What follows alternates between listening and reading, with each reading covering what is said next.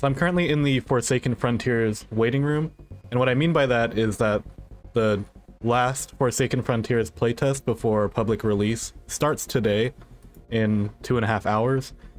And I was thinking about what I can do during that time, or in that time while I wait, before the game comes out.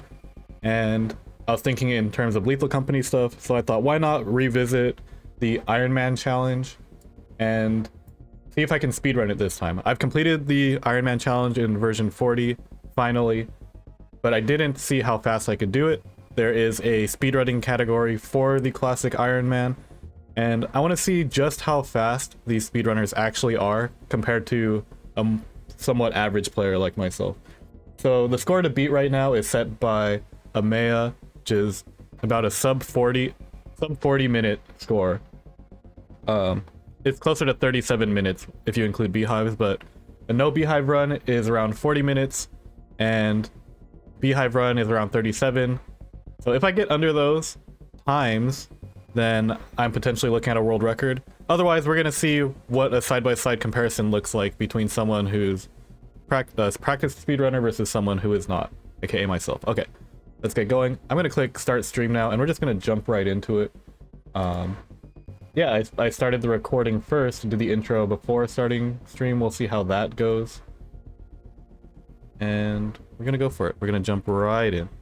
Playing version 40 because it's, well, for a few reasons actually. Version 40 is one of the simpler versions of Lethal Company, which I particularly enjoy.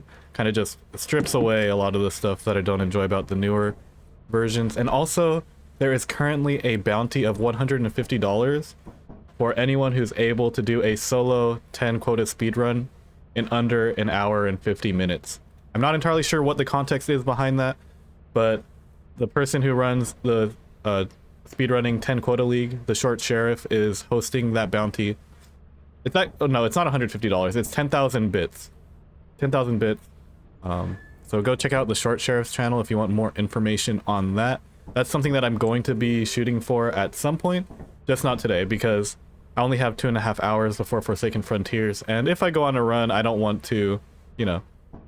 Well, actually, what's gonna happen is that the moment Forsaken Frontiers becomes available to me, I'm just gonna immediately switch. I'm gonna switch off of Lethal Company for that. So, let's just jump straight into it. For those unfamiliar with the Ironman challenge, you go to every moon in order without dying once and only once. And in version 40, there is only 8 moons, so I only have to complete 3 quotas, basically.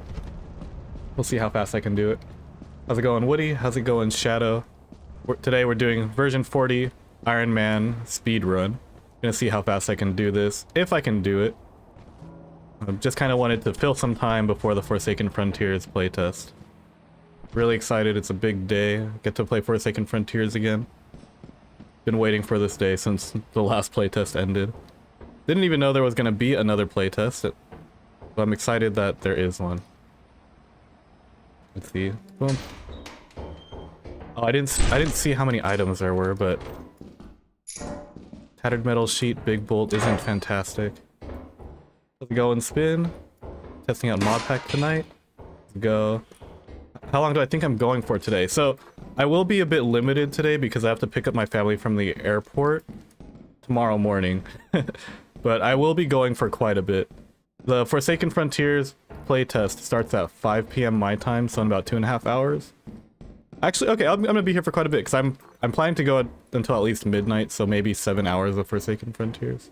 It's gonna be a stamina thing, because then it's gonna basically gonna be how long can I play Forsaken Frontiers and still realistically have enough energy to drive to and from LAX. But we're gonna push it.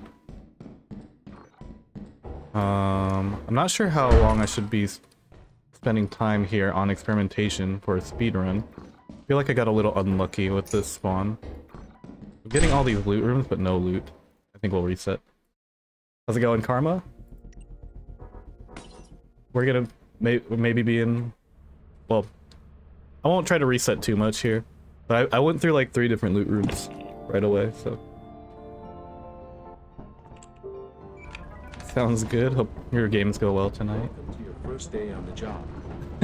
This is your very own... Yeah, okay, 7 hours is a long time. Now that I'm being asked to put a time horizon on it, that is a pretty long time. In my head, I was planning on just going non-stop with Forsaken Frontiers, especially because I don't know how long the playtest is going to be. I've been talking with the lead dev quite a bit about the game and the playtest, and it seems like the playtest is going to go on for an indeterminate amount of time.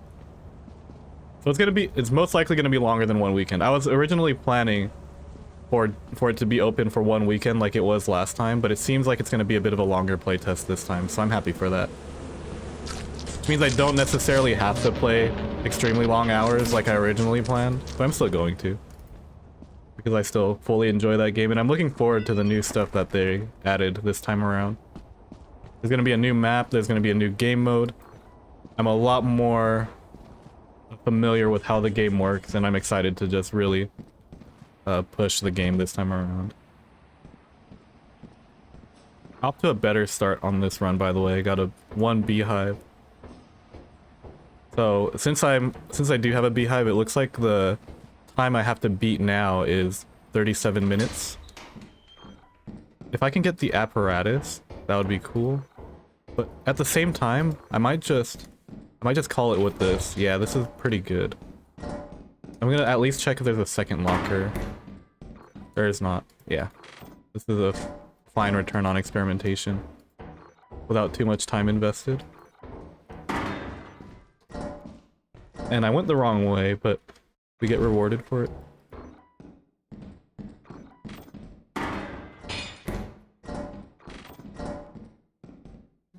How's it going, Pokebro? Doing alright. Doing a bit better today as well, since I'll be playing Forsaken Frontiers. Been waiting for this day for a while. Luckily, I have a Lethal Company format that I can play in the meantime. That shouldn't take too much time. How's it going, Private Nomad? Appreciate the sub. The company is lethal at the moment. And man, do I miss being able to do this jump. I am playing in version 40, so I did downpatch to the earliest legal version of Lethal Company that you can play for speedrunning and high quota categories. Mostly so I can do tiny things like that. I didn't even check main. I should probably check main first too. Real fast. Oh god. The playtest starts at 5 p.m. Pacific Daylight Time, so 2.5 hours. I'm gonna be playing Lethal until then. But yes, Forsaken Frontiers is back, at least for the weekend. We'll see how long the playtest is. This is gonna be the final playtest before the official release, so I'm excited to play it.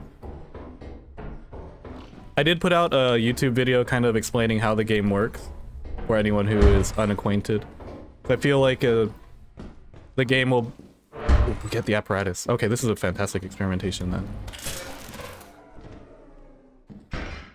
Just because I feel like it is a game. Well, I mean, I think the game is already enjoyable off rip, but I think knowing how some of the mechanics work makes the games a bit more digestible and enjoyable, and makes the appeal more understandable as well.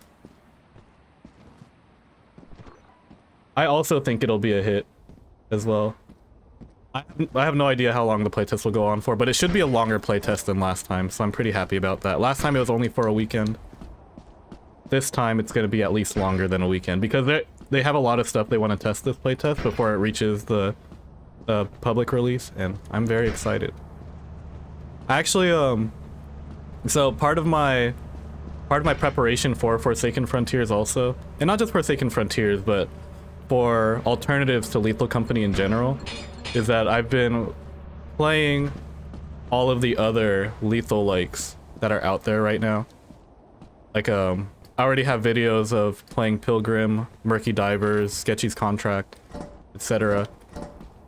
I actually revisited, well actually no, I did stream that. I streamed my revisit to Pilgrim when they added weapons, and I recently played Kletka offline, which is the Russian elevator Lethal Company that's coming out later this year. That is currently in probably has the best reviews out of all the Lethal likes so far. overwhelmingly positive on Steam and stuff. And I wanted to see like how all the different games stacked up against Lethal Company and against each other. And I'll have my formal video for that, but let's just say that my stock is going into Forsaken Frontiers out of all of the alternatives. Pletka's probably after that though. So with how people received Pletka, I'm really looking forward to how people will receive Forsaken Frontiers.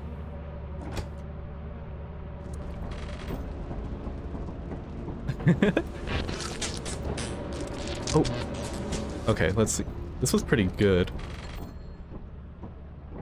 184, which is really 276, which might actually be 300 something, including the apparatus. We'll see. Oh, I can actually remove that in orbit? Okay. Yeah, 356. Nice.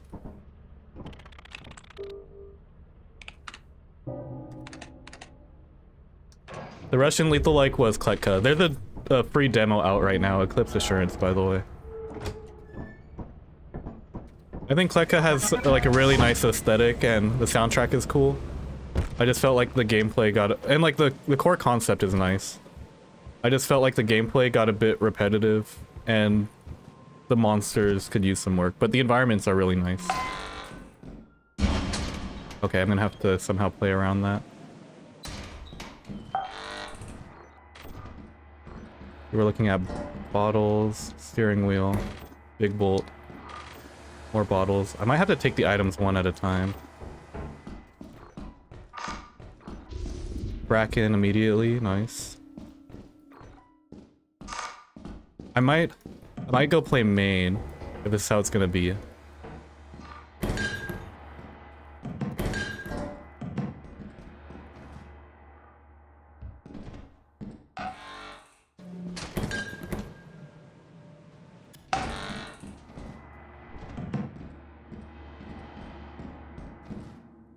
Okay, and then the big bolt lastly.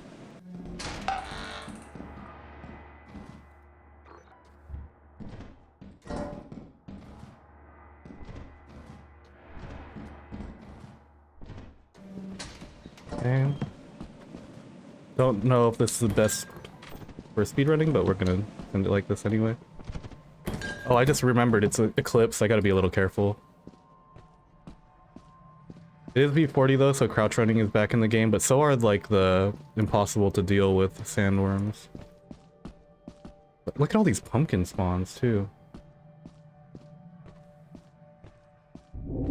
Midnight challenge with Ironman. Ooh, I kind of like that concept actually. I would be down. Midnight challenge and speedrunning though doesn't go hand in hand, so it's probably not going to be today. But I am down, absolutely down to do Midnight Ironman. I really liked the Midnight challenge because it forced me to actually like commit to the moon a little bit, and I've gotten a lot more comfortable just staying later. It's right now, and like it helps you navigate eclipses also, because an eclipse is basically just navigating the moon at night. The only problem with version 40 eclipses is that worms can insta-pop here. So sometimes your run might end and it's not really your fault. I guess it can be your fault for deciding to stay long enough for a worm to spawn.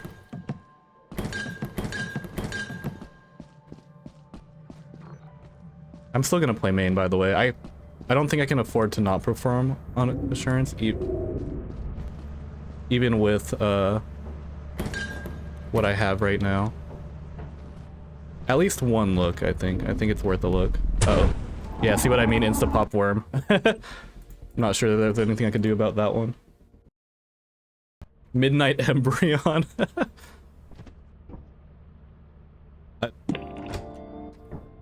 I already struggle with regular Embryon. Midnight Titan's gonna be kind of nuts though. I think, well, because a lot of Titan is just kind of trying to leave before anything bad happens, and the loot density in some of the rooms, if your RNG is good, makes that a viable strategy. But I'm very interested to see if it's even possible to consistently stay until midnight on Titan. I mean, for the Ironman context, I'll only have to do it once. But for my eventual midnight only Titan run, I'm going to have to learn how to stay there longer. I think navigating a ghost girl until midnight is going to be the least of my problems. I think everything else is going to be a lot more dangerous than that. Worm was not having it, yeah. I thought about it, about what a version 40 Iron Man looks like, and really all it is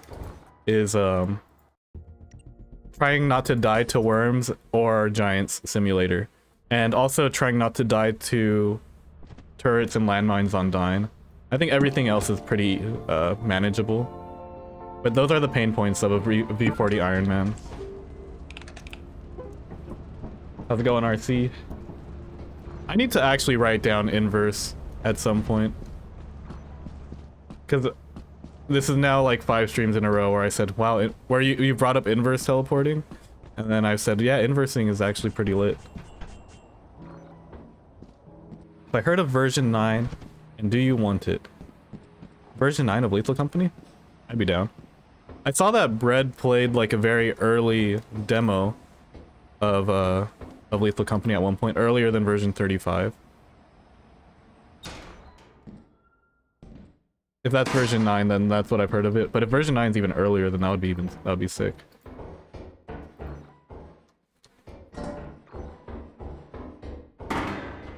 Speaking of, Bread will also be in the Forsaken Frontiers playtest. Not sure if he's going to be streaming or making videos on it, but he was on the approved list of playtesters. A lot of the people I played with during the last playtest will be here as well, or will be there as well. This one's going to be a lot smaller of a group though, because they just really want to focus on refining some of the stuff that they added in this version. But yeah. Nico would be there as well if he wasn't on vacation, but Nico will be coming back early October. So yeah, he's kind of throwing for being on vacation for so long. What a guy. But good for him as well.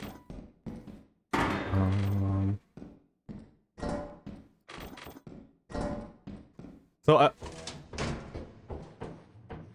I considered doing the hardcore Iron Man today actually, but not the speedrunning variant, the original one where it's Eclipse only classic Iron Man, because that's a version of the Iron Man I haven't beaten yet, and I think the version 41 should be pretty doable.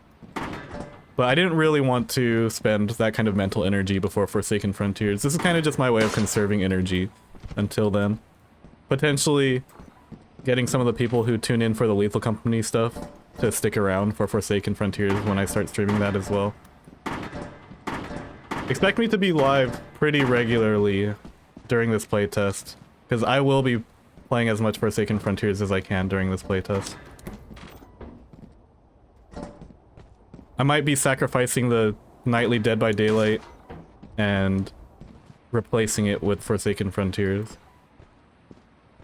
Which, it's kind of crazy timing because Dead by Daylight has triple blood points right now, and I'm very close to prestiging all of my survivors. And I also started playing Killer again. So Dead by Daylight's in a good spot also, but if I have to pick one, or if I have to pick two, Lethal Company, Dead by Daylight, Forsaken Frontiers. Okay, in my heart of hearts, it would be Forsaken Frontiers and Dead by Daylight, but Dead by Daylight makes me no money currently. So it's gonna be Forsaken Frontiers and Lethal Company. Also, I think there's more crossover between people who enjoy Lethal Company that'll enjoy Forsaken Frontiers than people who enjoy Dead by Daylight and people who enjoy Forsaken Frontiers. So I think playing this game will be healthier for the future of that game. Version 4 and 9? Jeez, I didn't even know those were available. I might reset here again. I kind of want a good experimentation to start things off.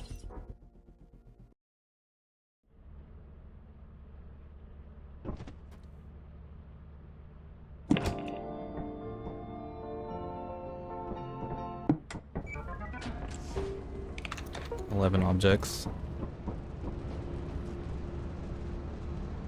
I have some pretty fun challenges in mind for Forsaken Frontiers as well. And now that I've gotten a grasp on how to play a lot more aggressively in that game, I'll be going for those challenges. For the playtest, I will be prioritizing group play though, because you know, that's the quote-unquote intended way to play Forsaken Frontiers. And you know, testing out the multiplayer aspects is going to be important. But if for whatever reason people aren't online to play with me, I will be doing some solo stuff as well. I do think Forsaken Frontiers has some potential as a solo game, in addition to being a good group one. I got a spider immediately. We also got this here. Loot room is nice. Tattered metal sheet for 20. That's all I got.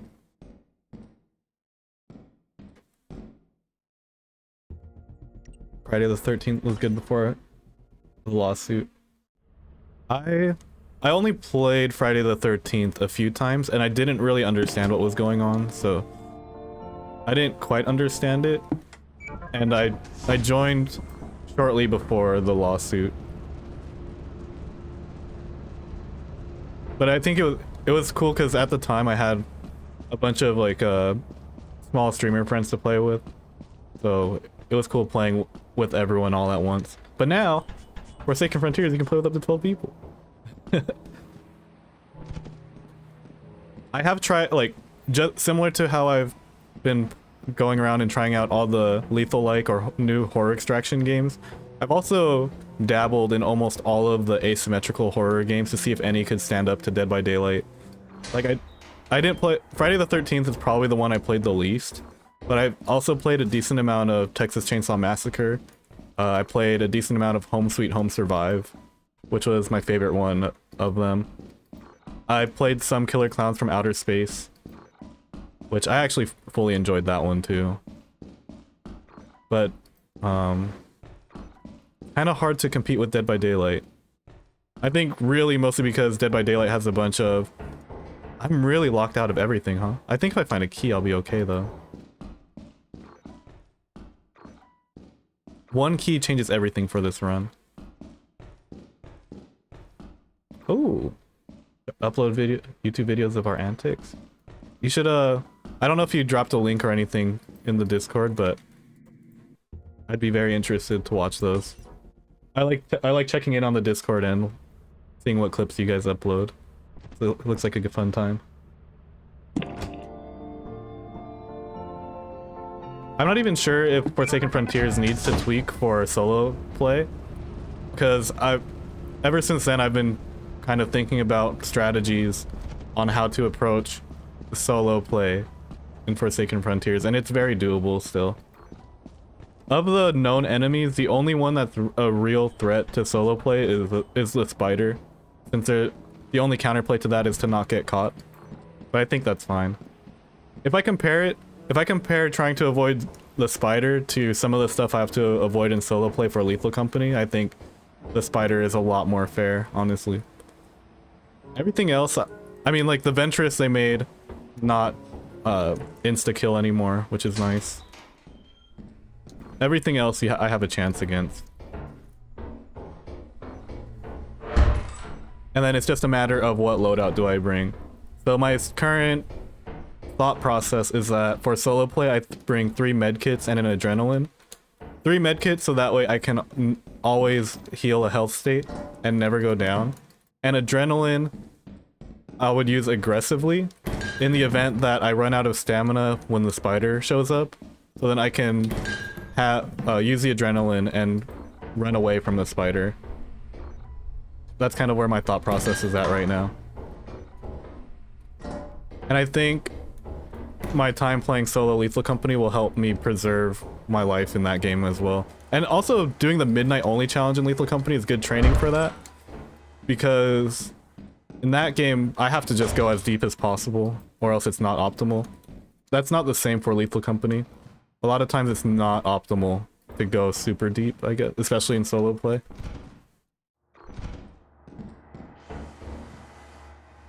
But I've also been told that the new game mode, the escape game mode, is going to be super fun for solo also. I'm excited for that. I haven't really looked at the details of escape game mode, but I'm being told that you have to try to find the sole elevator on the map, and that's how you escape or something like that. I'm gonna get a real feel for it later, I guess. But yeah. Have I played Content Warning? I played Content Warning a few times. I wasn't the biggest fan of it. Because I think it might have just been a little too silly for me. And also I was getting motion sickness playing it too. I think that second one is more of the issue for me. Because I have no qualms with taking like a silly game like Content Warning a bit seriously. Like Astral Spiff doing the solo 1 million view run in Content Warning is kind of the way I would have wanted to approach it, or like high quota Content Warning is how I would have liked to play it. I wasn't a big fan of like just trying to be silly on camera with friends, because one, it's kind of weird because I already do YouTube somewhat seriously, you know, and it felt weird kind of faking a personality in that game.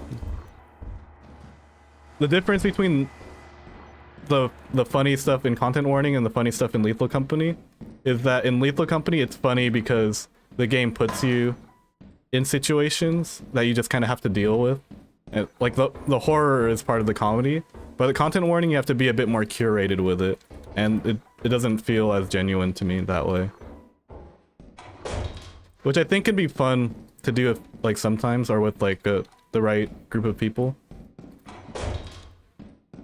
But it's kind of not my thing. But you know, it performed well for a reason, right? So I think it's just a matter of personal preference for me.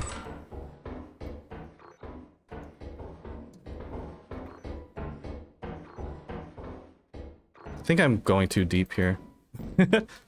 How do I get another 350 experimentation day? Well, I guess I could just reset for beehives, but I think that's a little boring. Kind of resetting for good loot or a beehive or apparatus. But yeah, escape game mode is similar to like the fire escape or fire exit challenge in Lethal Company. It's probably gonna, I don't know. Well, the one good thing about the Forsaken Frontiers version is that it should at least be completable every time. Sometimes in Lethal Company, if you do like the we need to go deeper mod, sometimes you just get got by RNG because of a locked door or a security door that you can't get through. It's unfortunate. Yeah, Content Warning you have to absolutely be in the mood for. I'm just never in the mood for that kind of thing.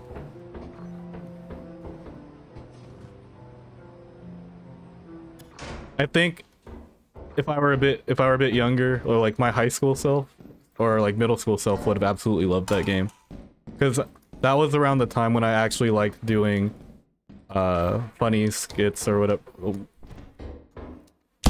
That didn't happen. You guys didn't see that.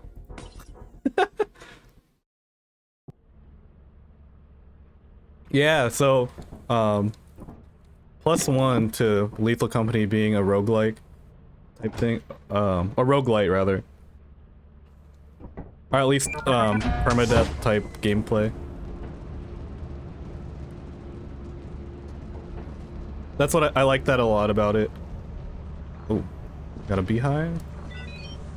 And I'm kind of working on a video about why I think like the whole horror extraction thing that Lethal Company introduced was a great move, and what Lethal Company did well for that. Like,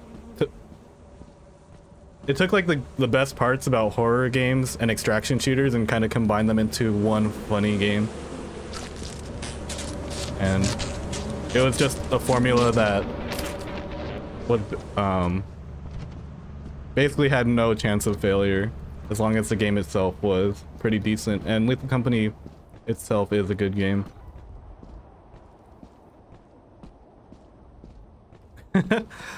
Yeah, I wasn't too happy with the loot I was getting on that seed, so I just had to kind of reset. I didn't warn anyone about the content that was about to happen. I was going to reset anyway, so I decided to throw in a little funny there. But see how it like comes off a little weird when you do it on purpose. Um, Dustpan. The only map that this spawns on.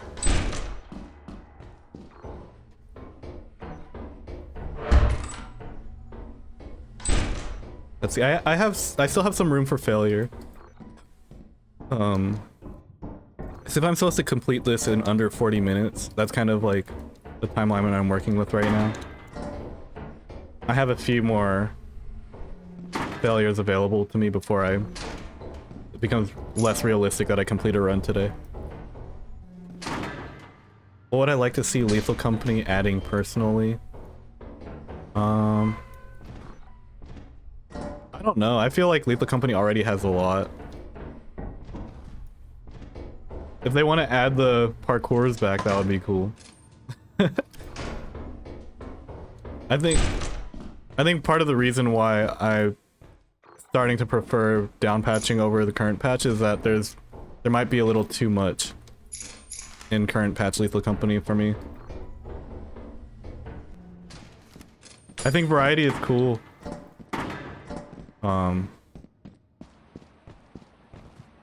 But I'm not entirely sure that's why I was here to begin with.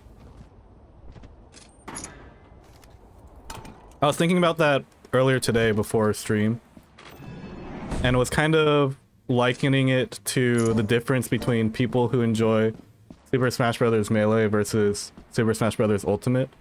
Because a lot of the argument that Ultimate is the better game, for example, is that there's a lot more different characters to play and a lot more variety. And how Melee only has like 8 viable characters or so.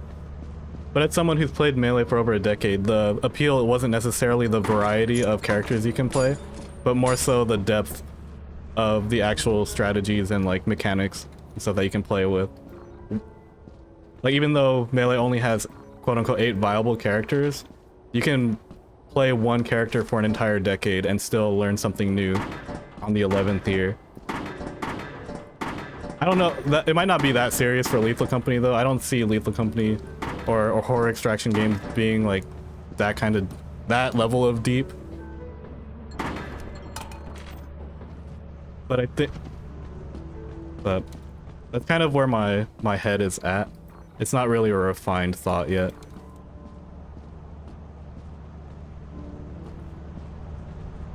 How's it going, Kamikuro? More monsters, the feel the spawns are typically the same.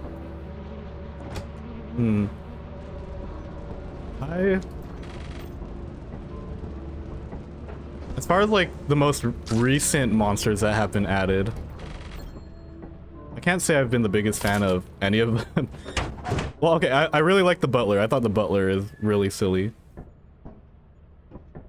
Old Bird is cool too. Can't say I'm a big fan of like Butlers or Kidnapper Foxes or Maneaters. I can see the appeal, so.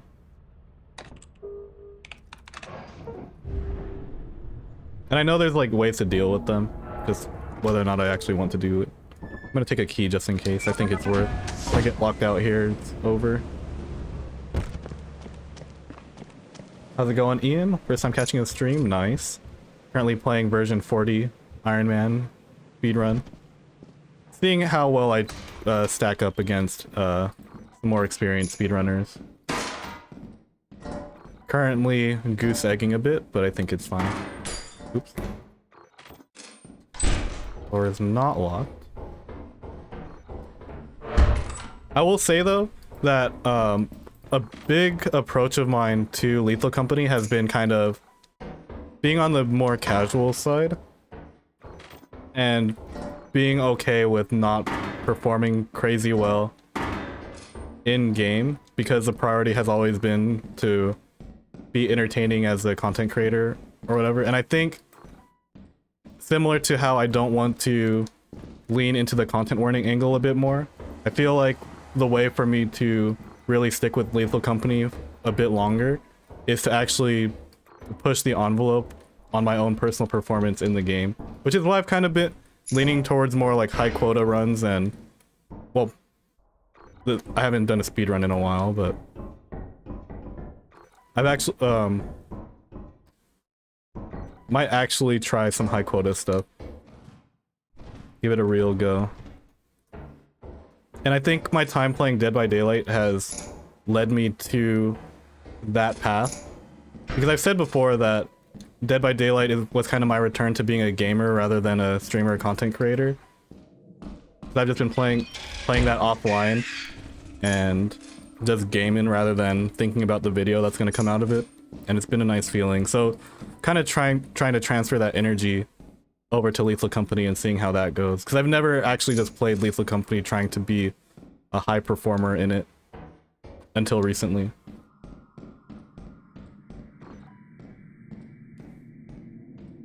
So in that regard, I do intend to be playing quite a bit more Lethal Company.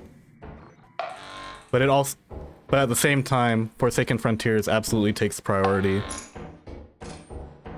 Realistically, I will have to play a bit of both. So that's gonna be like a balance that I'm gonna have to figure out for myself. But I'm glad that I'm coming back around to enjoying Lethal Company again. Kind of had to figure out a way to do that.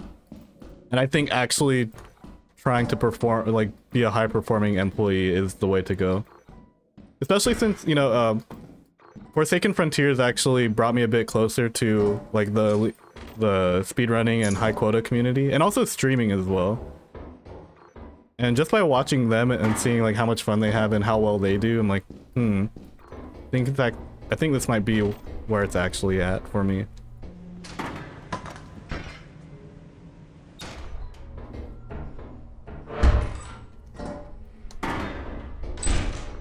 I just realized I didn't even play or main entrance. I just found it. But I think that's fine. I feel like I'm not getting enough loot out of Assurance though, as much as I would like anyway.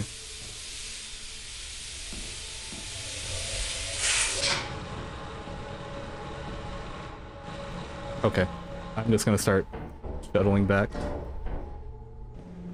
I am spending a bit more time on Assurance. This might be a bit longer than I would have liked. But this is also one of the more loot-dense moons. So I'm trying to get as much as I can here so I don't have to perform as crazy later on.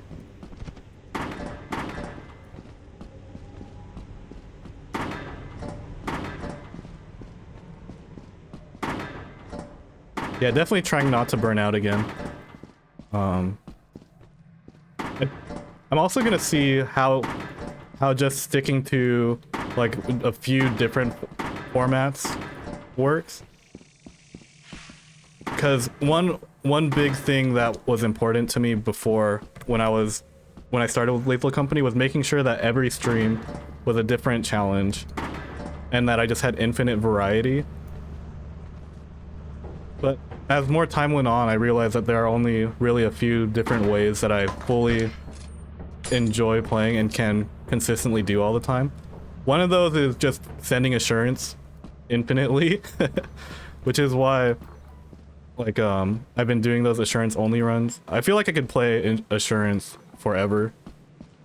It's just really chill time. Experimentation I could probably play forever too, but I think I would eventually get bored of Experimentation maybe, which is crazy to think, or crazy to hear. But because I know that at least if I get good at Assurance, it translates into getting better starts for high quota runs and potentially 10 quota speedruns as well, since a lot of strategies start on Assurance. Version 40 is one that I can play a lot as well. Like, earlier Lethal Companies are the versions that I started liking Lethal Company with, and a lot of the newer stuff, like Mineshaft and whatever, I think are cool, but I'm not the biggest fan of playing solo. I think if I played in a group, I'd be more of a fan of those things and more willing to deal with it. But most of the people that I would want to play Lethal Company with are also people that are super down to switch to Forsaken Frontiers when it happens, so I'm like, I don't see the point in pushing that too hard at this time. I will say about experimentation though, I like using experimentation as a means to test out a new challenge though, because it is the easiest moon. Like I still see a potential in trying to full clear experimentation as a solo as many times as possible. I probably just have to become a more efficient player to do that more consistently. How's it going, Nico? Speaking of people that I would play multiplayer Lethal Company with that are also just down to switch to Forsaken Frontiers. Shoutouts, Nico. Been my #1 duo for like the past year or so. Crazy to think that it's been about a year of Lethal Company now. We're coming up on a full year pretty soon.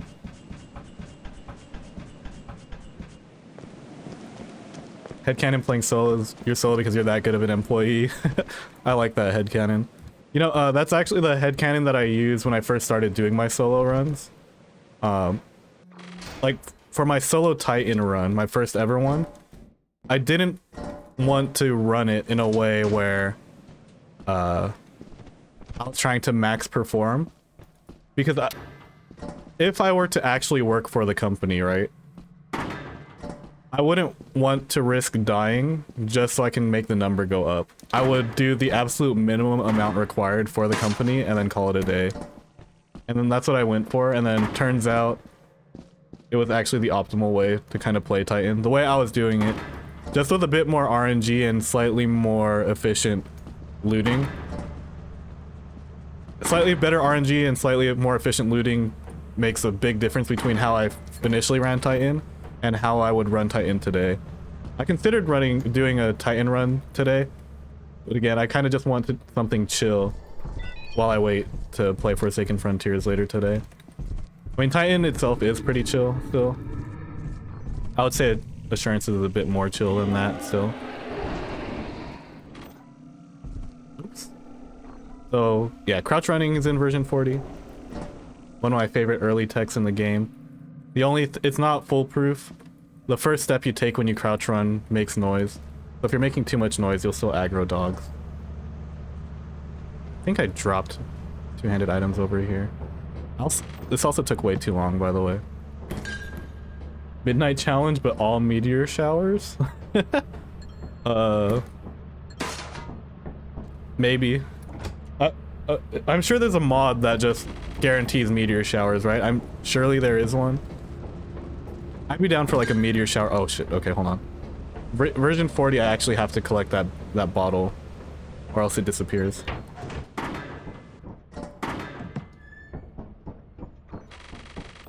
So in version 40 of Lethal Company, if your item does not show up in the collected box in the bottom right and you're not carrying it, it will disappear off your ship. Learn that the hard way. Gotta go to Val, my beloved.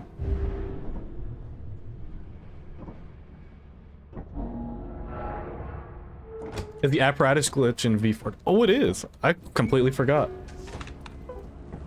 Another reason to play version 40 over other versions. I can apparatus clip again. Literally all my favorite stuff gets taken out of the game with each patch. Like apparatus clip getting taken out of the game, like kind of ruined me for a little bit. Current patch Lethal Company took out offense fire exit jump, valve fire exit jump. Offense. Did I say offense already?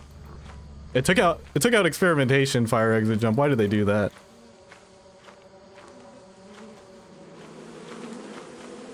I think if they eventually take out adamant's jumps, then that might actually lose a lot of the high quota people. Then again, you know, Zeekers, I don't think Zeekers is making this game for the highest performing employees. He's making it for the people who play it casually, which is fair, you know.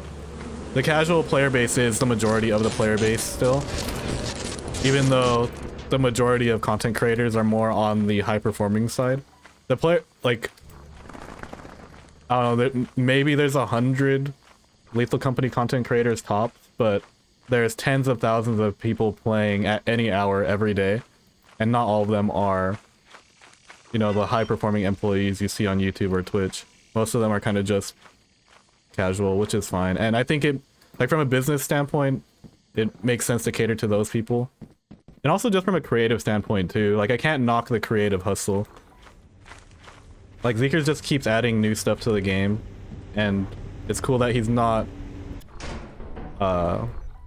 required to adhere to anyone else's vision when he does that. That's kind of like the creative dream, you know, to be successful with full creative freedom.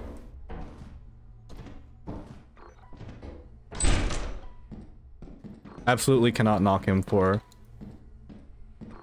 Hello? Guys, I got a coil hit on Val, by the way. But it's okay, it's version 40, so barely a problem.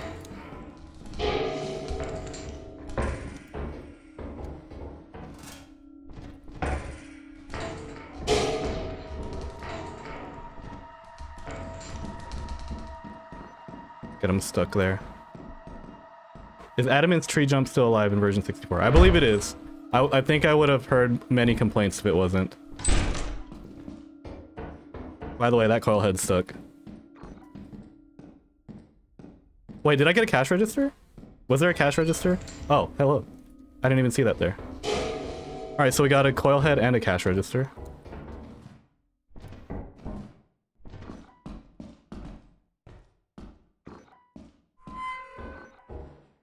Okay, so I think we'll take this cookie mold sheet and cash register, and then play fire exit.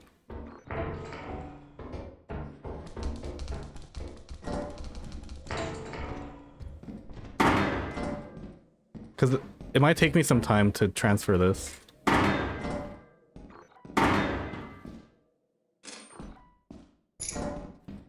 See, as soon as Nico tunes into the stream, I start getting some crazy stuff. It's just optimal to play with Nico, it seems. Do I make this jump? Just barely.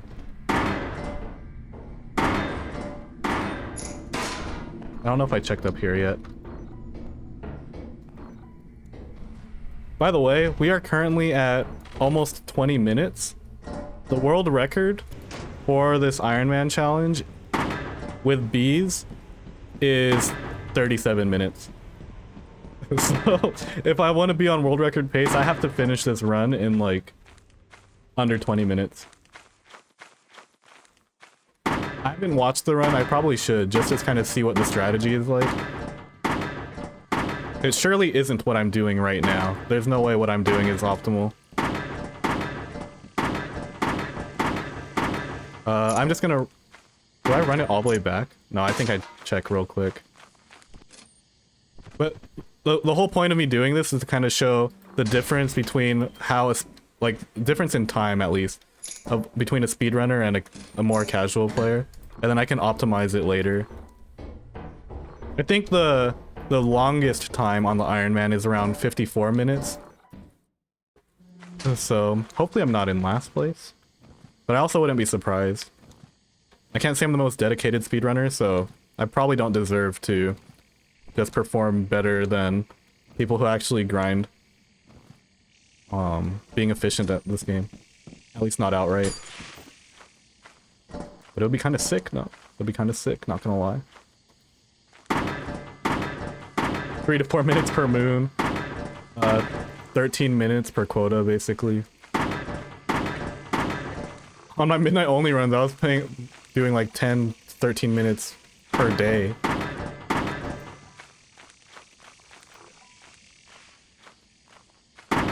Some people be fast. I'm sure there was a quota skip somewhere. I want to say that people skip offense on this run. But I haven't looked at the solo runs. I've only looked at the duo ones. There was a duo Ironman challenge where people skipped experimentation entirely, which I thought was pretty sick. Nico and I tried it once and didn't have any success with that, but experimentation skip in Ironman is pretty badass.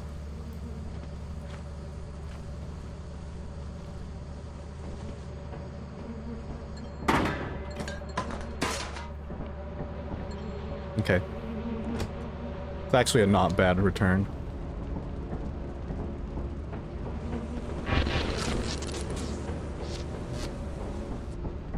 Oh my gosh.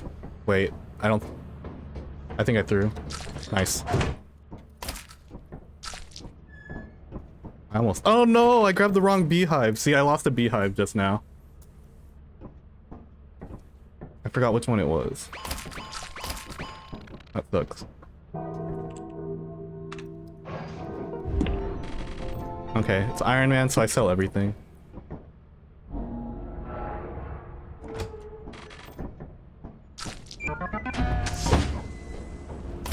Offense skip to me though is crazy. Like, just, it's not even worth a peek into fire exit. You just skip it entirely. But you know, they don't, I feel like people don't skip offense without a game plan. And maybe they earned enough before that. Oop, wasn't supposed to fall like that.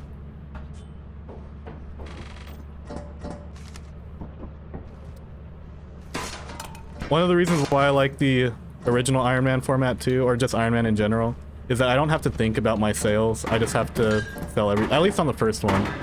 Just sell everything, don't think about it.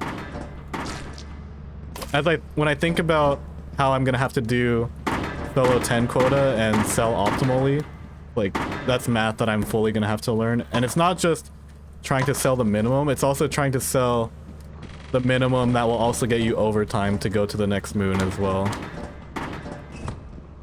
I was kind of watching a V40 solo 10 quota before this to kind of see what my run should look like when I do attempt it. And on one of the quotas, I thought they just randomly oversold. I'm like, oh, I guess speed matters more than exact number. And then when they got their overtime, it put them right over 700 to give them enough to go to Titan. I was like, oh no, wait, that was a calculated sell. But they did it so fast that I just thought it was kind of, they were kind of selling to make sure that they met the minimum without much regard to how much they oversold for. But no, it was calculated. I'm like, damn, these people are built different, man.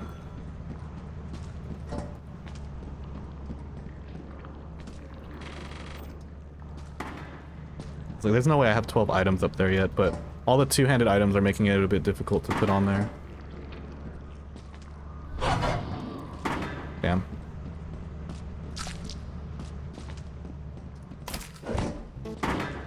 Your hard work is invaluable to the company. One more.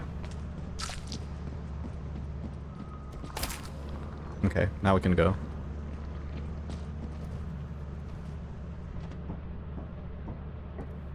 $680.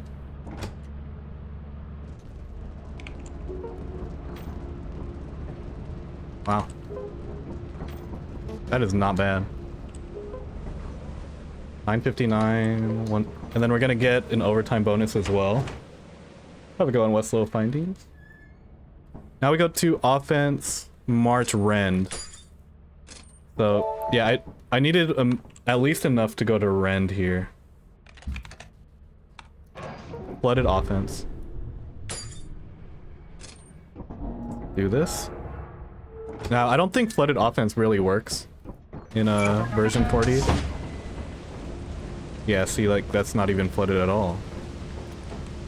I didn't jump? Oh god. Okay, so we're gonna lose some time here, but fire exit jump still works here, I'm pretty sure.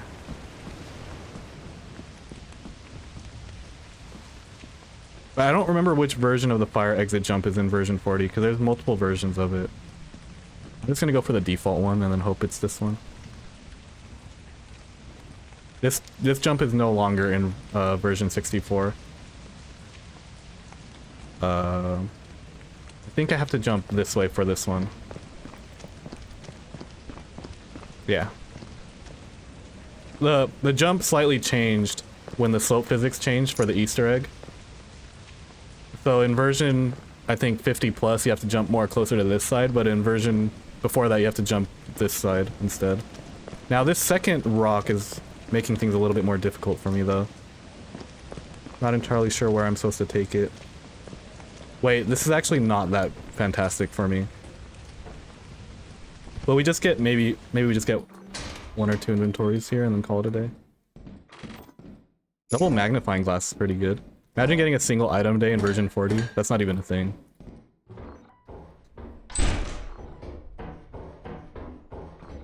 Is that main?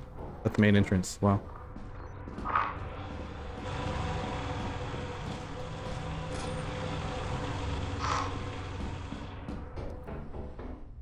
Okay, we'll check the other side of main real quick.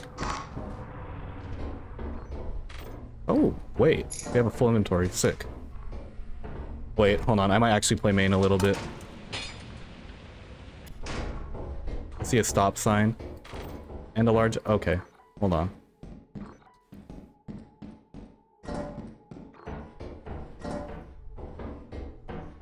I might want to consider leaving soon, actually.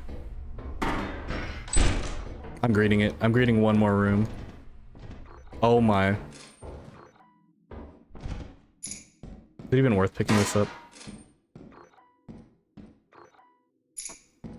I'm gonna do it.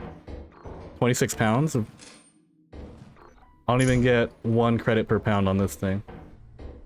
Building some Warhammer minifigurines. Sick. I don't know too much about Warhammer. I did see that Larry or Shirt's been playing Warhammer though. Curious to see what he's cooking up in that regard. I might sacrifice the tattered metal sheet. No, wait. Here, I got it.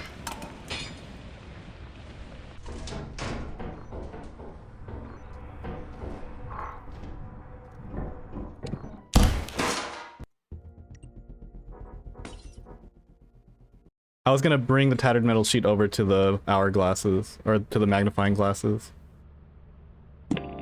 That's actually very unfortunate. I feel like I was on a run there. I blame version 64 slope physics. I timed it differently. 26 pounds of doom. Note to self. Leave all tattered metal sheets. That actually kind of sucks. How's it going, Anthran? I'm sorry you had to see that. Thanks for the sub, though. You'll be going live soon? Oh, man. Alright, looks like... Guys, I'm gonna raid Anthran, and then what's gonna happen is that he's just gonna immediately end stream and raid me right back. How's Anthran? Anthran will be in the Forsaken Frontiers playtest later as well. Shoutouts. He was also the star of Okul's Fine Cruiser Flight school video. Man had infinite gold bars somehow.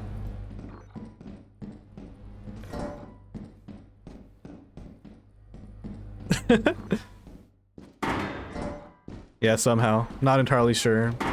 There might have been some funny business with that one. Wait, this is experimentation, right? This is really good then. I'm just gonna take this. It's called grinding? Huh. Wouldn't know anything about that. That was Tony Hawk.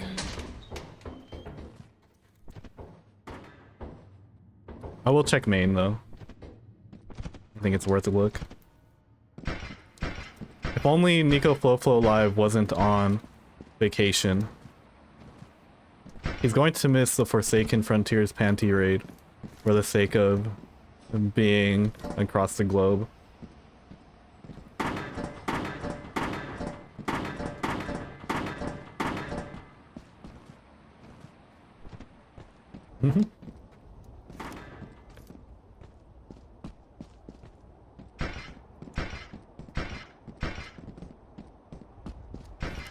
Don't ask about my pathing.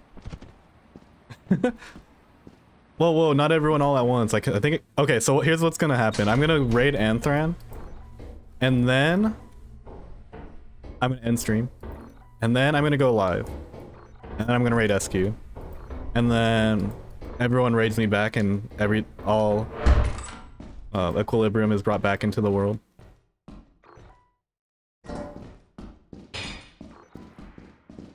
Okay, I'm leaving. This is good enough for experimentation. I think. I actually think I made it less optimal by double checking my work. Okay, never mind. New plan. After we finish that raid extravaganza, we all raid Lamb. All at the same time. Thoughts? Prayers? No? There's now drama in the Lethal Company speedrunning and high quota community. Anthran and Lamb are now beefing. You heard it here first.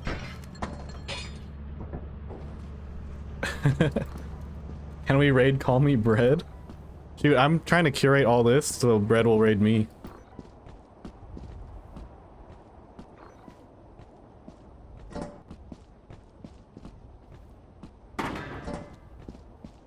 My PB for 10 quota is unironically second quota. I'm built different.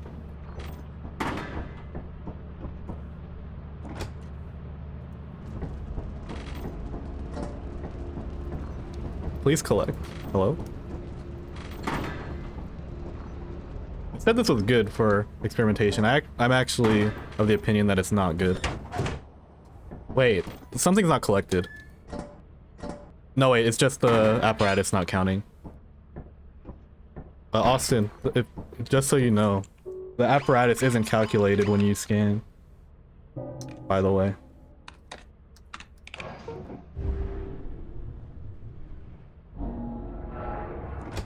You know, Call Me Bread without the A in bread is actually an insane name. I just clocked that a little. That's a very different kind of bread.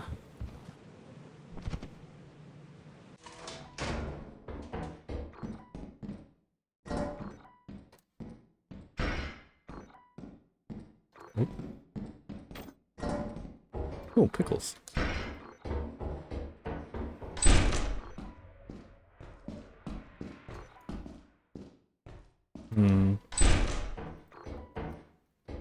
Looks like I'm getting a fantastic assurance seed, by the way.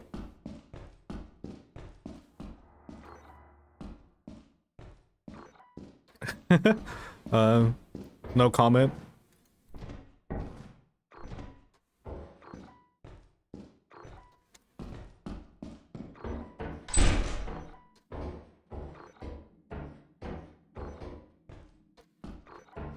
We're just, you came back to some behind the scenes Lethal Company, speedrunner, high quota, content creator, Illuminati type stuff.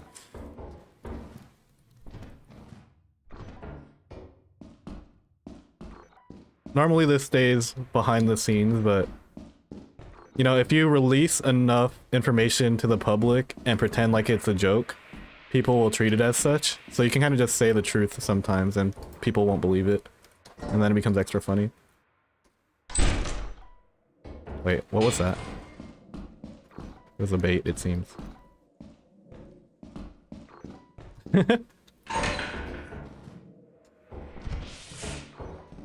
Wait, where? Okay, I got lost, guys. But maybe that was a good thing, because okay, we're playing for main entrance now. Believe it or not, the main entrance is gonna be like right over here. But I have to pick up. The main entrance is gonna be like right over here.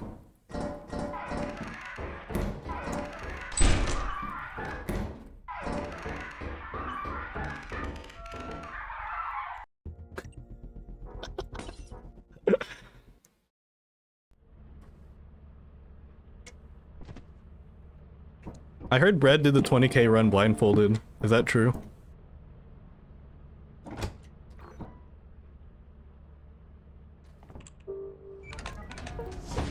He was already better than everyone, and now he just had to rub it in our faces.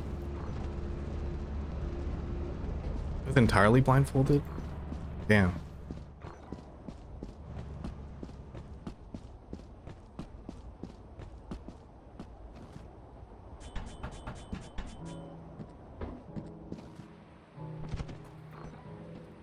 I think if I tried playing Lethal Company blindfolded, I would accidentally uninstall on purpose. I was in Big Weave's chat yesterday saying like the key to blindfolded speedrun is to just do it without your webcam on, so you don't have to be self-conscious about what you look like with the blindfold. And if you just have enough street cred, people will believe you. Like, why would I say I'm doing a blindfolded run and then not believe blindfolded? You just gotta believe me. Trust me, bro.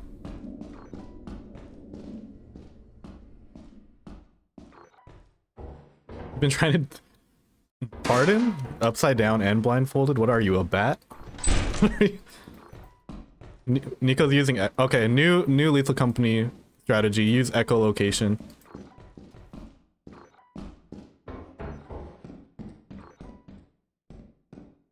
Bring the Dark Lord over to Lethal Company. Where am I again? What? Am I on experimentation? What the fuck's going on here?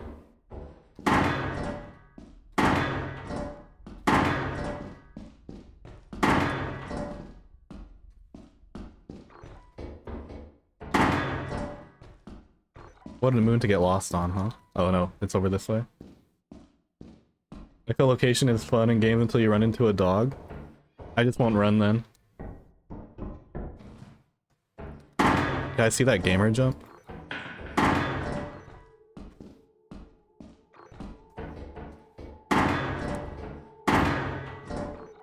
I actually don't remember where to go.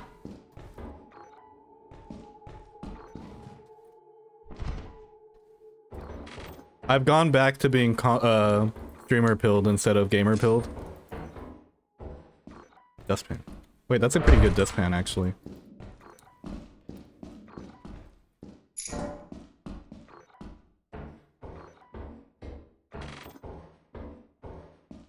Shoutouts to everyone watching the mid-roll ads right now. I appreciate you all.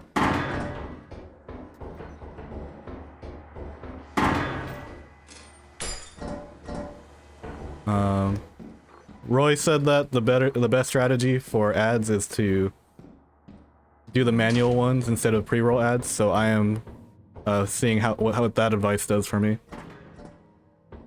Never seen an ad in my life. That's crazy that you've managed that in a capitalist society. I think Nico's playing life blindfolded. I guess that's one way you would never see an ad. This cash register is only 100. Getting scammed. Guys, what if I walk into main entrance and there's a gold bar also?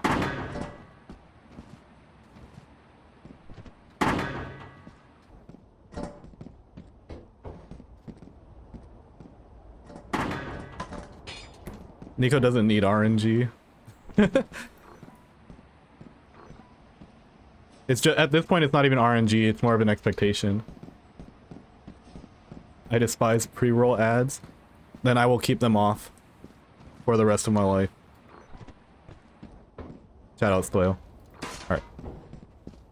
Fun fact, Doyle was the first ever Lethal Company speedrunner I've ever watched. And early Lethal Company, I thought Doyle was the only Lethal Company speedrunner. I think I said something like that in my, one of my Lethal Company videos. Yeah, that's not even my first cash register of the run, which is kind of crazy to think about. Yeah, that's what I've been told. So, like, pre-roll ads are good for returning people, especially the ones that don't want to sub. Because, you know, a 30-second investment isn't a lot to watch someone that you're already set on watching. But a lot of times a 30-second ad will be the difference between sticking around and checking out a new person and not. So, yeah. At some point, I might thinking of ways to make running ads a bit more exciting than just getting hit randomly with 3 minutes of ads. I've seen some communities that get hype about watching ads. But that falls under part of being disingenuous. I'm not sure if there's an actually fun way to watch ads.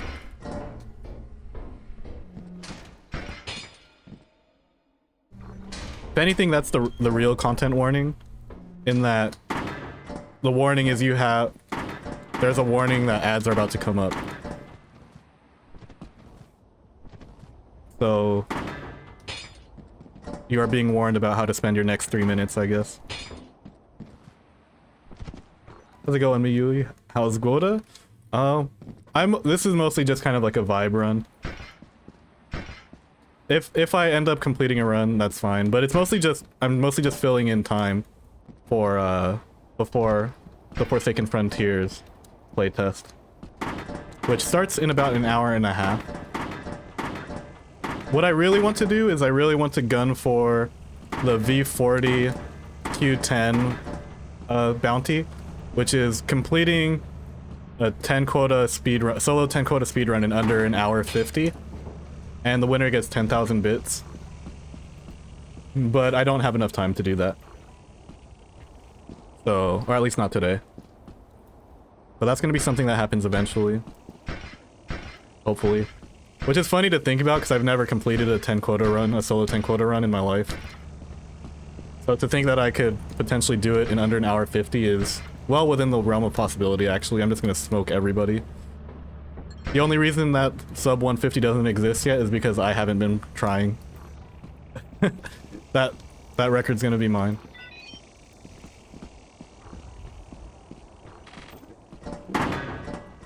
If you haven't been able to tell, the Lethal Company leaderboards are not ready for the peak gameplay that you are seeing today.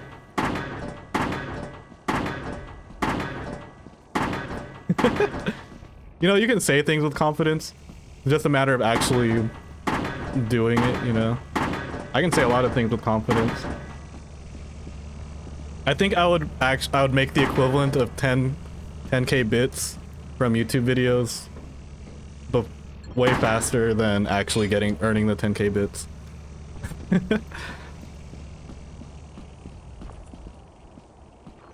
Who's paying out the bounty? It's gonna be the short sheriff. He's the one that runs and hosts the 10 quota league, which was like a competition between a lot of Lethal Company speedrunners in various 10 quota formats. And yeah, it's hosted over on his Discord, I want to say. I was only told about this yesterday, so I'm kind of just catching up to speed. Somehow that has escaped my attention. But now that it's on my radar, I want to bring more attention to it. Shout out Big Weep for telling me. Probably have a sub 150 if I played with my eyes open. I don't know why sub 150 is so hard. Quota 1's already sub 150. We're already at 130. Sub 150 by default.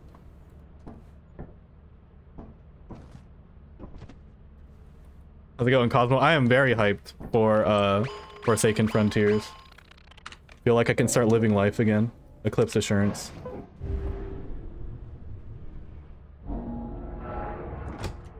Man said he can get a sub 150 10 quota solo when he can't even complete the Ironman. The easiest variant of speedrun, probably.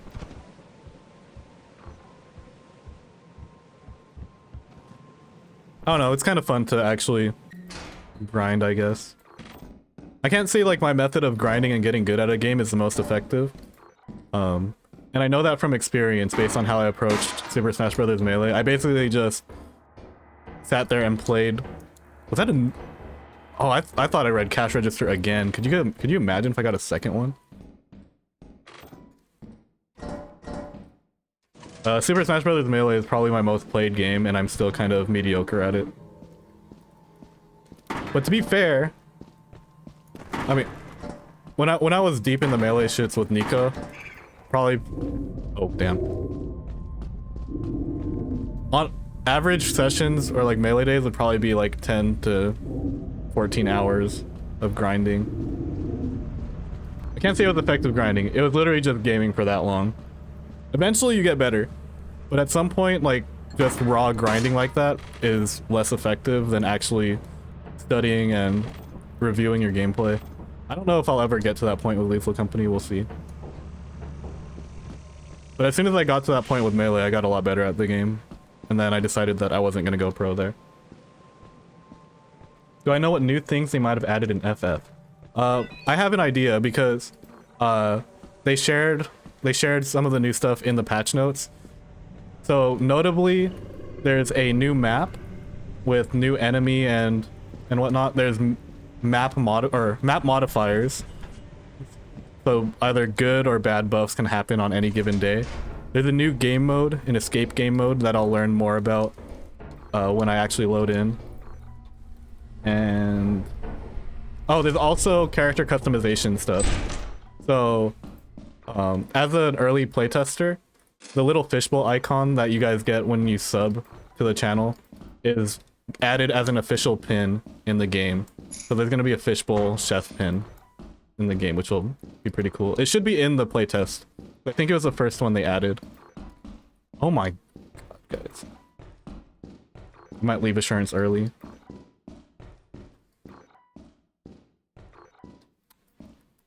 Do you guys see how many turrets there are, by the way?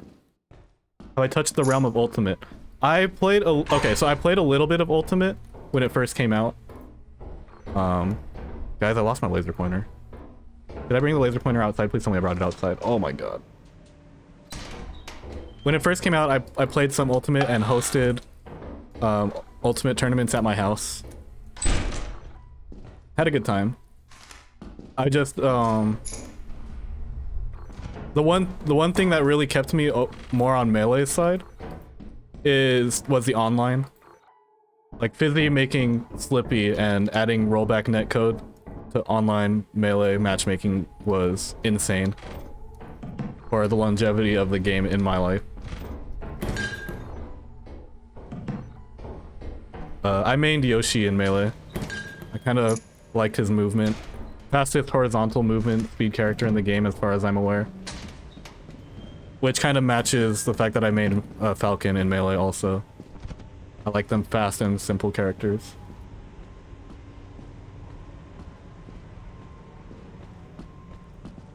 Scarecrow, I'll be playing Forsaken Frontiers basically until I have to leave for the airport tomorrow morning, so I'll be around for a while. And I'll also be regularly streaming the Forsaken Frontiers playtest. I plan to be gaming during the entirety of this playtest.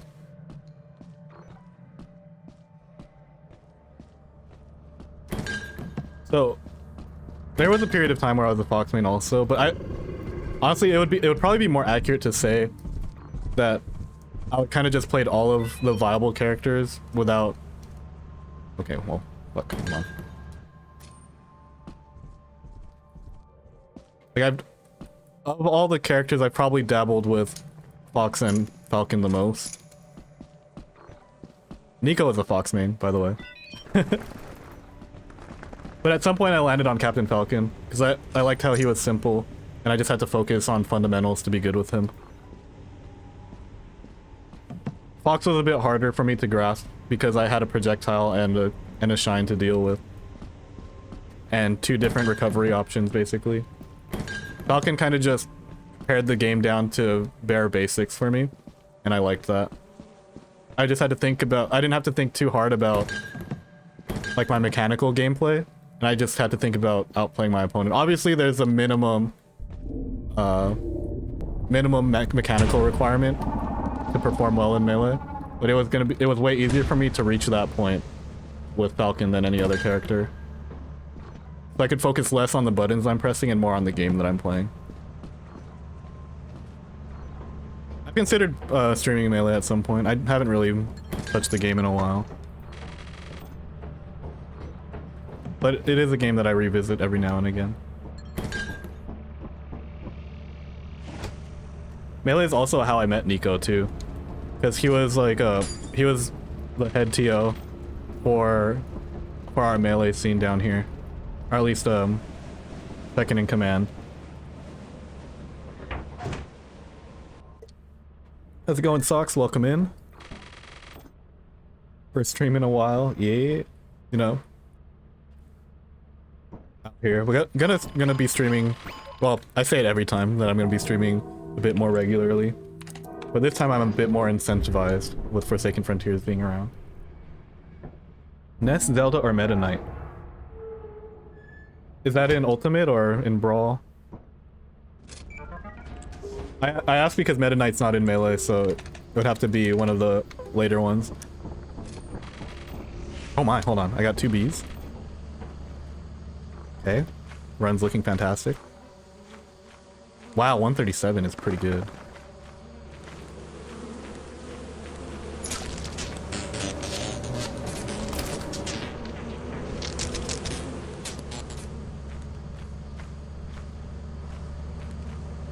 Oh, there's 3 bees. Holy, okay. Okay, hold on. I have to run from a different side, it seems.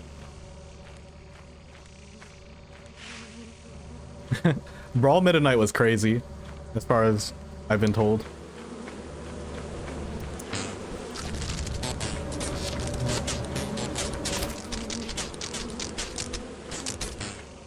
I don't know if that was crazy fantastic for me right there. I took a lot of damage.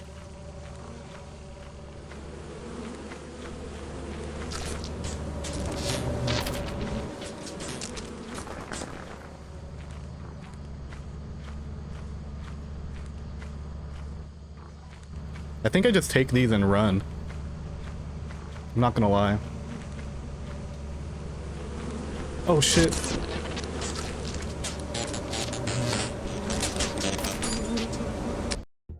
Okay, I tried going for the warps jump and that's what I get. So I was trying to manage my damage from 3 beehives. Didn't work out.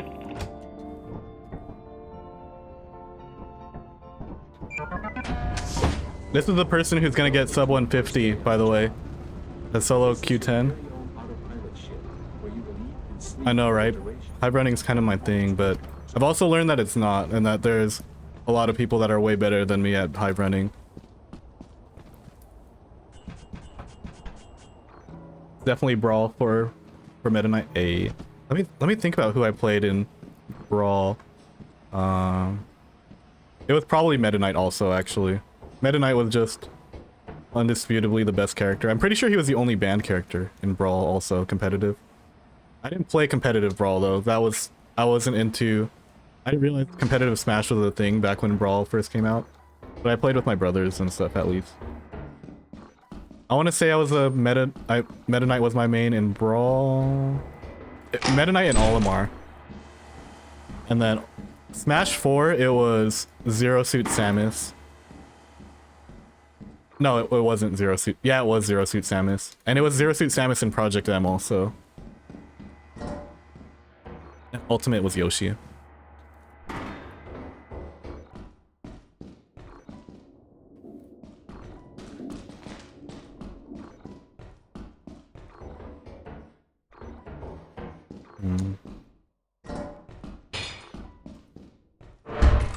Okay.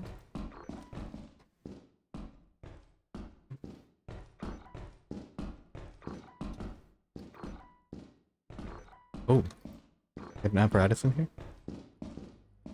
We do, but and a big bolt. We just need a key now.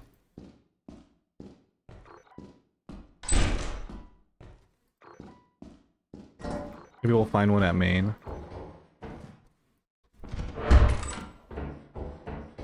No, having good RNG on these runs doesn't matter if you die. I think I'm gonna roll for a better one. Vibes are off. Played with friends, I was banned from playing certain characters. just that much better than everyone, it seems. When my brother and I played, we had a special rule where you couldn't edge guard people. You just had to let them get back and then quote unquote fight fairly on stage. Which was really funny to think about when I started getting into competitive Smash and learned that like edge guarding was just a big part of the meta. There's a rock jump on experimentation if you get good rock spawns. Like to get up onto the pipe. I also saw Anthran jump up this thing. I had no idea how he did that, but...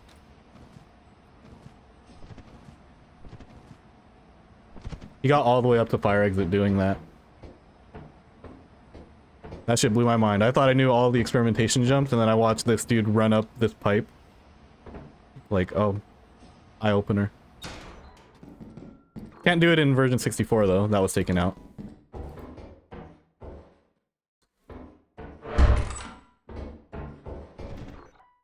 That's probably faster than going up the stairs, if I had to guess.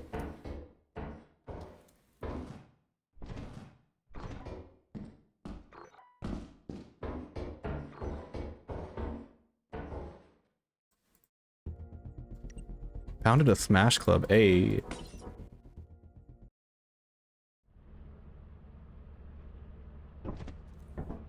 competitive Smash wasn't as big when I was in school, or high school at least. And I only really started getting into it when I went to college. That's when I was introduced to the competitive Smash scene. A lot of people in my dorm played it, and then a lot of people in my fraternity played it also. It's kind of funny. There was enough people like in Greek life at my school that played competitive Melee that we had fraternity crew battles. It was kind of sick. I went to a nerd school, by the way. So Greek life wasn't the typical Greek life you think of when it comes to fraternities in United States colleges. We were the best at Melee and at beer pong. A good combination.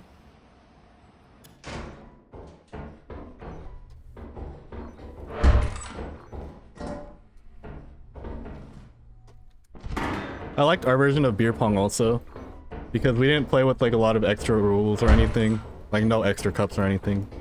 Just make your shots. Drink if you want to.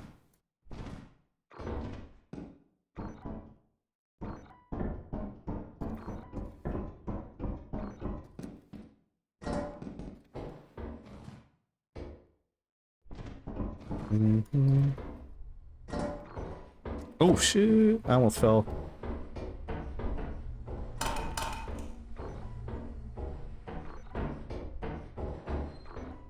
I can agree with that, Sky. Being the best at something among your peers.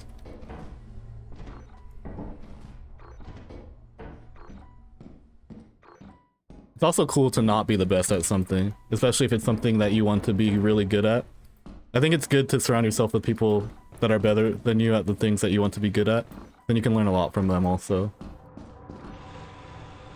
Case in point, like the first time I played Lethal Company with Royru and Anthran for the Guess the Moon challenge, like I learned so much just from that one session, even though it was kind of a less serious one. Like there were so many things about Lethal Company that I didn't know and that I wouldn't have known if I didn't play with them.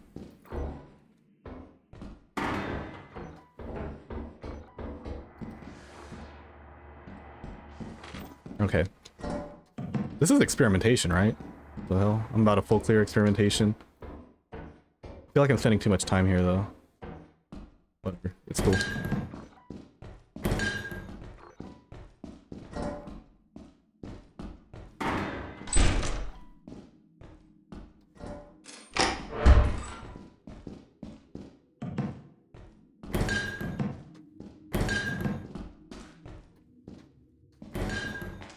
Like when I played Melee, there were definitely a lot of people better than me. And the fact that there were people that were better than me that wanted to outperform made me, or encouraged me to get better at the game too. Same thing with food also, because there were some people that I would want to beat in food competitions, and that pushed me to get better as a chef also. Guys, I got lost.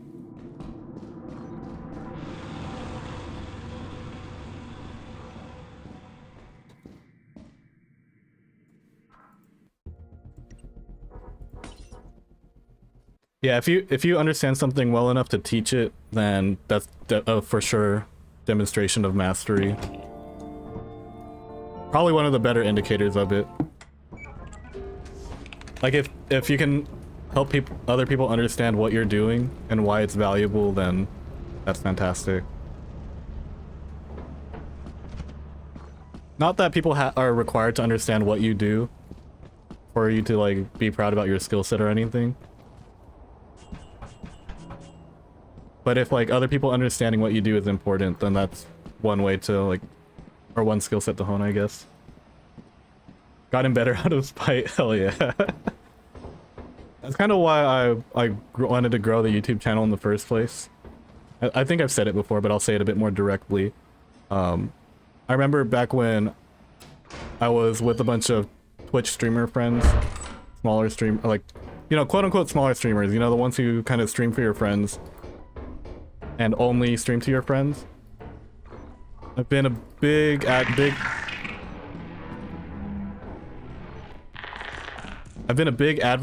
for people who are serious about, you know, growing as a gaming content creator to take their YouTube channel seriously, or to at least start one and make long form content, and then everyone just kind of dismissed it or gave me every excuse and felt like just grinding Twitch streams was good enough.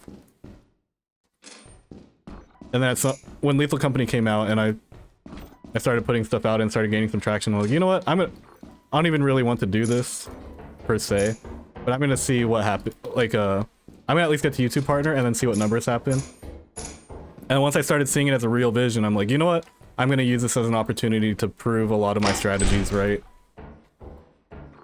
And it worked. I will say that I have to change strategies now to get to the next level. I think the strategies that I had was good enough to get to where I'm at now. But I'm gonna have to do some actual work to get to the next part. Or Forsaken Frontiers can just go viral, and then I get away with doing the same formula for Forsaken Frontiers as I did for Lethal Company. And then all will be good in my world.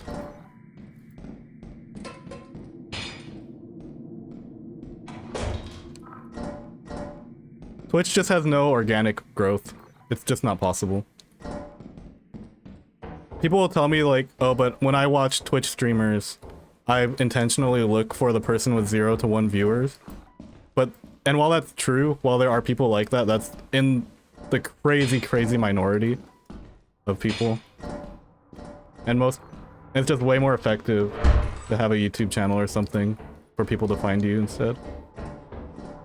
I would later learn that a lot of the people who are telling me they wanted to be gaming content created for real were just giving me lip service. Because it sounds kind of cool to say that you want to, you know, do gaming as a career. But then no one checks you for it because no one else is in that, like, no one else is in that conversation for real. But I decided to join that conversation for real. And then that's when people back down. What's my plan moving forward then? Definitely not a lot of just gameplay content, because a lot of what I've done for Lethal Company is just kind of come up with a challenge and then do raw gameplay stuff. I mean, if I can just keep getting away with that, I'd love it. But I think more scripted gaming content is going to be the way to go. Like if I did like scripted stuff, I think I'll do a lot better. Like more video essay type gaming things that can be accentuated with gameplay. Or I go with single player horror and just kind of farm those. Single player horror playthroughs also just kind of do well. I think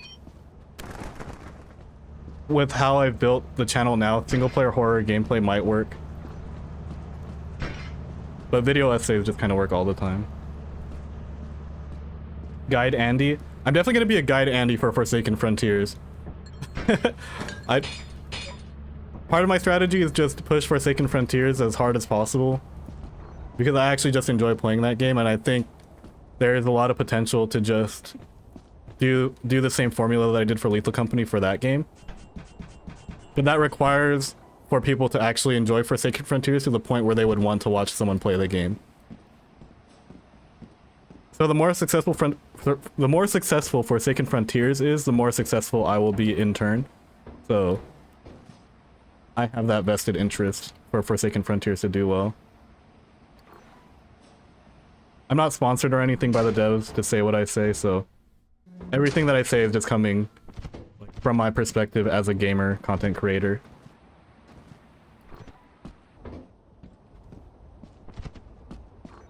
I remember Indigo Park. I have it bookmarked at least.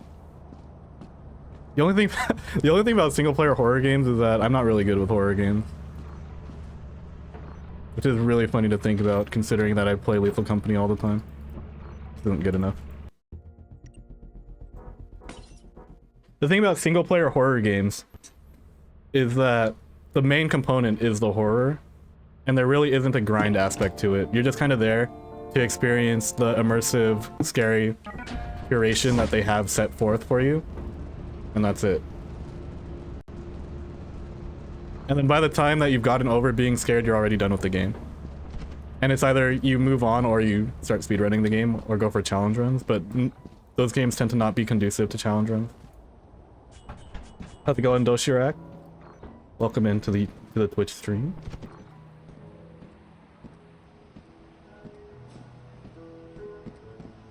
But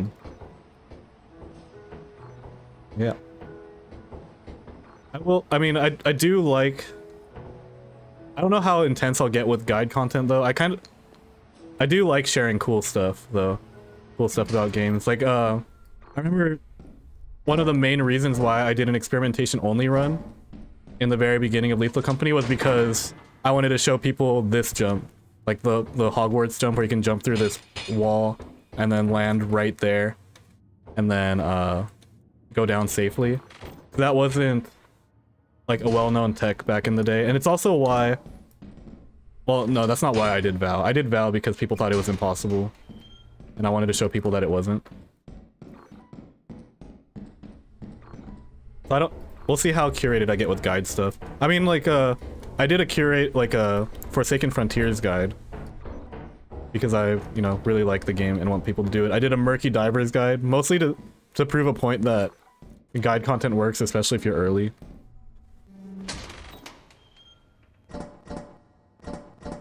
You think there's much risk full sending FF? Like, what if it doesn't get popular? I mean, that's why I'm playing Lethal Company still.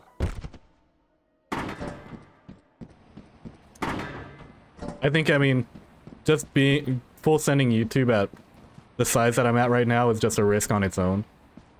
But I think playing safe is kind of boring. I mean, I've played safe for so long.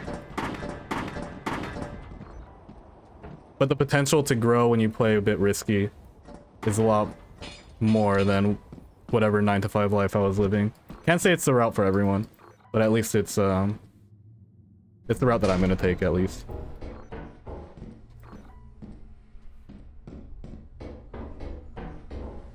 Love that jump. Yeah. There was a real magic to early Lethal Company when I played with friends, just showing them whatever advanced tech that I learned and then adding it to their arsenal, you know. It never got to like an intense point where I was able to learn everything, but just any little thing that I can show people that would be that they can replicate was real fun. Like rail cheese being one of them. Getting monsters stuck in the industry room was cool. That locked door is kind of unfortunate.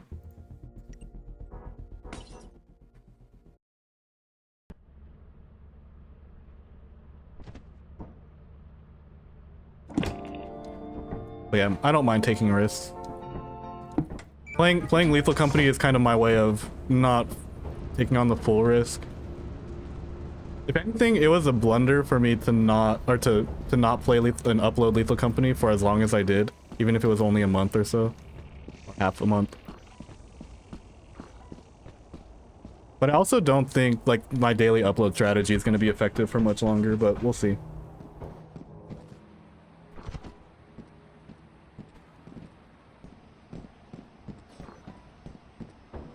Yeah, so following up on what Doshirak is saying about being incentivized to make good content if it's your only income. That was true, especially when I went back to food for a little bit before coming back to full-time YouTube. What I noticed was that because I was getting a stable income from food, I was less invested on making the gaming stuff. Because I was already kind of good as is. Not fantastic, but could at least survive and maintain myself.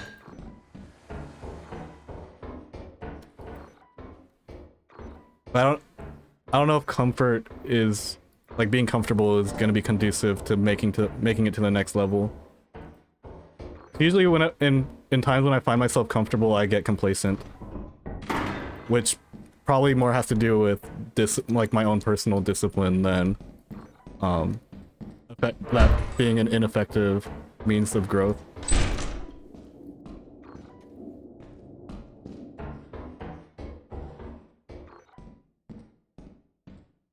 Remember showing my friends that Val jump up the wall? Exactly, see? Like, Val jump was like one that I really liked showing people, because that just made, like in a lot of people's minds, that just made Val actually playable for once. Like obviously, Val was for sure playable without it, but whether or not it was enjoyable to play without it is a whole different thing. Obviously, Val Jump is not in the game anymore, which is very unfortunate for Val Jump enjoyers. But that's why I'm glad stuff like down patching exists. Will there be any prediction? I'm not entirely sure.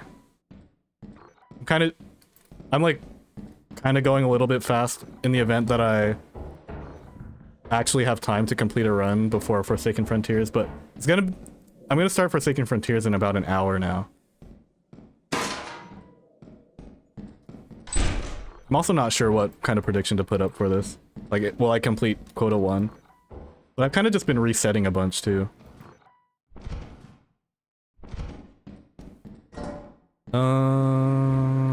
Am I on Val by the... Where am I? I forget what map I'm on.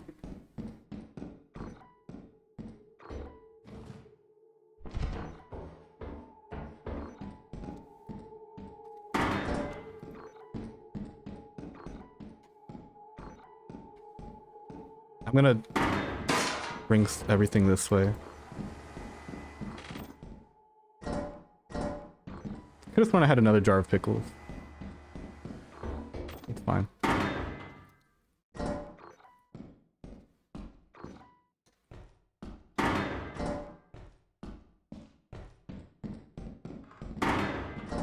True.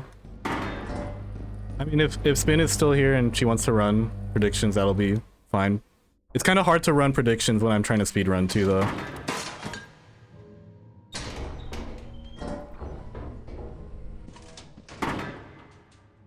Yeah, Forsaken Frontiers, I'll have more time to set up predictions as well. Yeah, apparatus clip. Love to see it.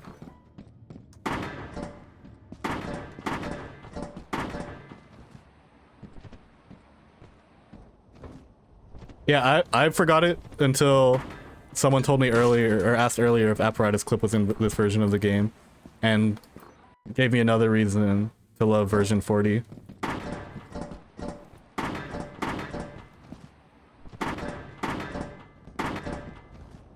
Oh, I jumped down on accident. Whatever. I'm pretty sure I have to play fire exit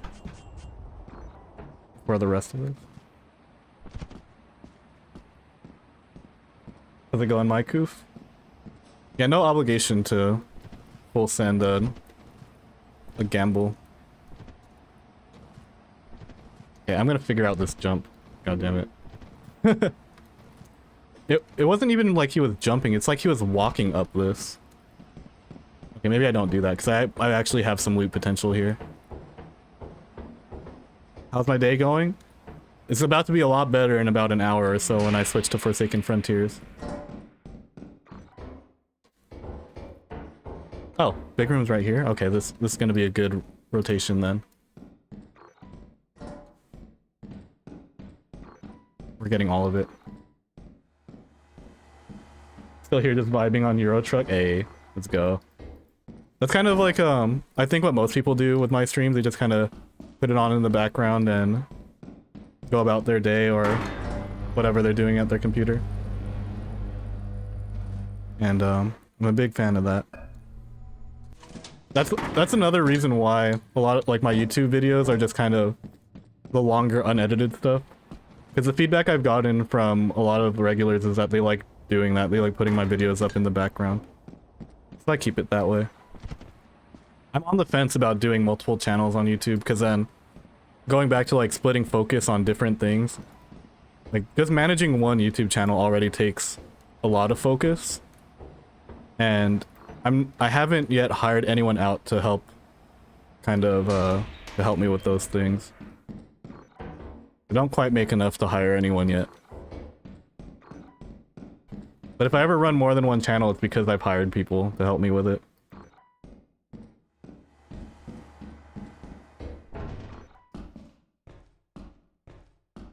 Last time I did an apparatus clip, threw me under the map and killed me. I forget when they took it out, but even in old versions, you still have a chance of dying. Like, in versions where apparatus clip was a thing, I've died at least 3 times to the apparatus clip.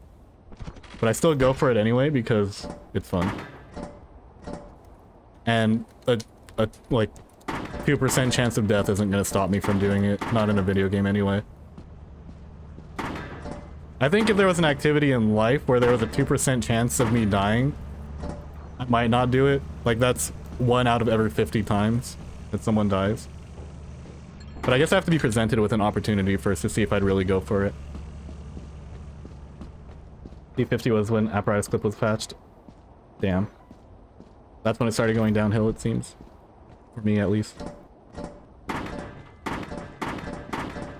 People who weren't around for it obviously won't miss it. I missed it.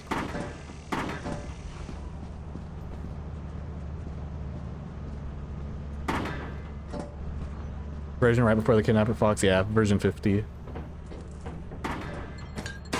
Make sure this collects. Still on when I'm off. Might try writing some if folks are around still. Oh, okay, for the gamble. For sure, for sure.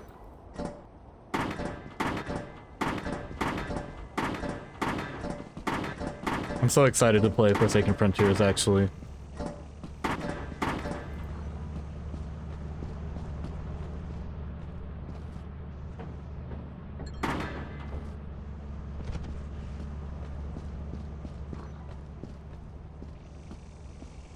Miss Vow Jump. Yeah, exactly. So as someone who liked both of them and lost both of them and... Okay, Vow Jump I accepted a little bit. Because I was, okay, like, I get it, just play Vow as intended. But when they took out that experimentation jump right there, that one hurt me. That one hurt my feelings. I was upset about that one. Not even gonna lie. This is also, I've also spent 10 minutes on experimentation. This is not how you get the world record on an Ironman, by the way. Whatever, it's a decently looted experimentation. So, from fire exit, when you jump down, you know that little jump that you can do on the wall to get to the ladder? To get over the fence? You can't jump on that anymore. You have to go all the way around to main entrance, and do the jump there, or you have to take the fire exit pipe. That one hurt my feelings. That one was unnecessary. But he probably had to do that to remove the Vow Jump also. It was probably, I'd imagine it's the same principles.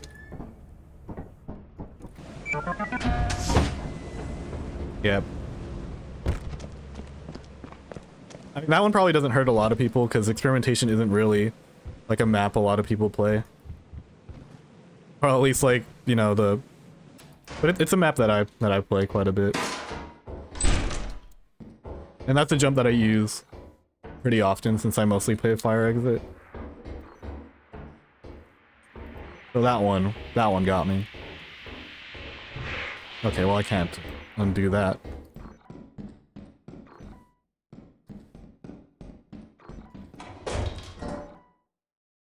I'm on assurance, right? Where's all the loot? Oh, okay. I'll shut up then.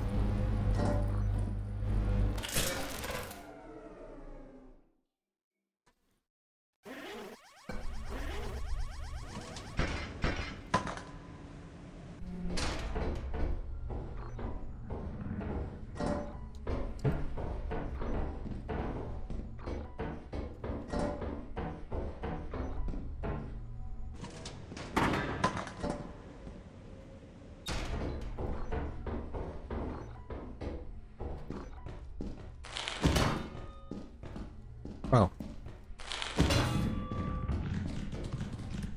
Welcome to V40.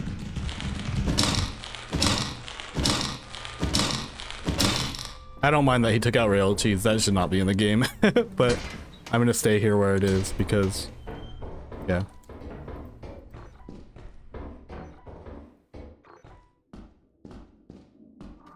I think you should bring back vertical spider webs though. The vertical spider webs are kind of lit.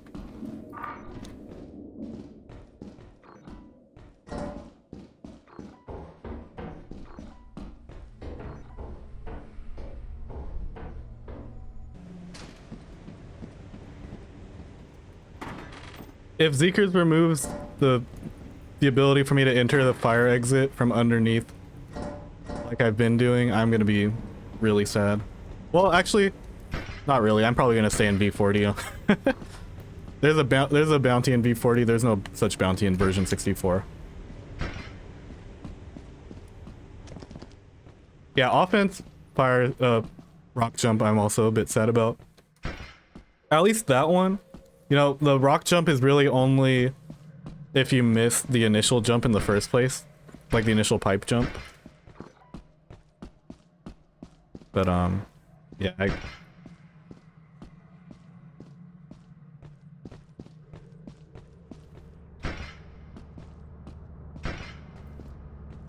Realty should only work against snare fleas.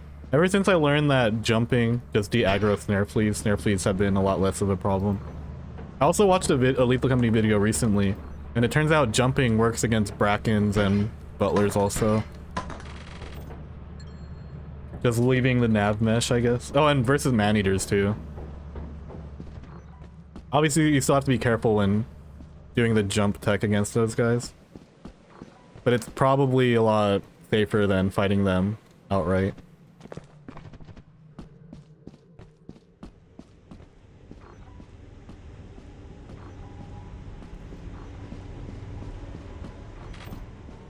I wonder if it's worth running these. These are not worth a lot.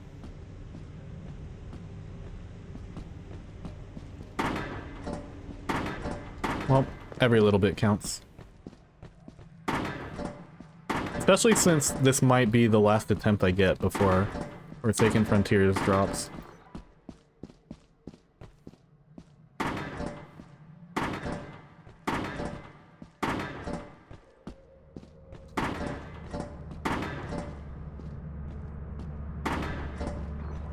I can't say I've kept track of like nav mesh stuff. I've never opened Imperium in my life. Which is definitely throwing. Like if you want to know how stuff in Lethal Company works, you get Imperium and you play around in it. I just learned that you can also enter like the inside part of the fire escape from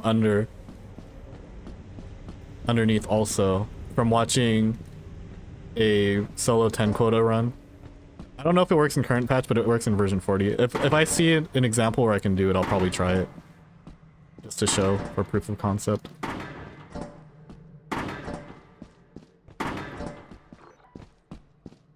How do I donate money from the phone? The only way I have set up for money at the moment is to sub on Twitch. I'm actually not sure where the sub button is on there. But I would say like, well, only sub if you don't want ads or if you want some emotes.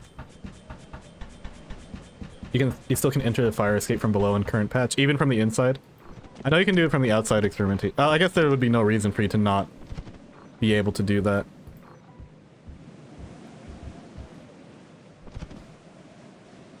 I appreciate you reinstalling Twitch though.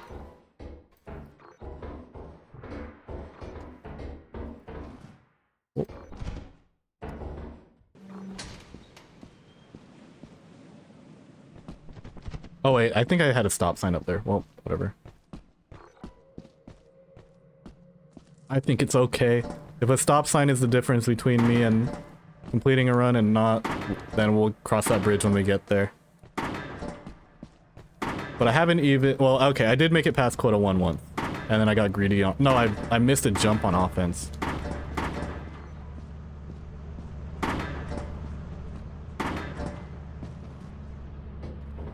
One thing I do like about speedrunning over regular high quota is that the fact that I'm just trying to go fast makes each loss feel less bad, at least early ones. Like for my midnight only assurance run that I uploaded today, like even losing on second quota kind of hurt a bit because it was already kind of a big time investment to get to second quota. But I can't say the same about this.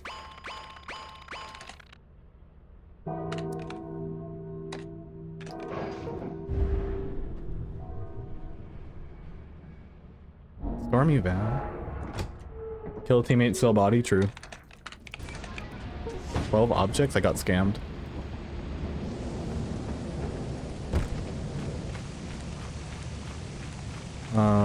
Version 40 also has static fall damage. So if you're gonna take damage from a fall, it doesn't matter how far you fall from, you're just gonna take the same amount of damage every time. Nutcrackers and mimics are not in this version, that is correct.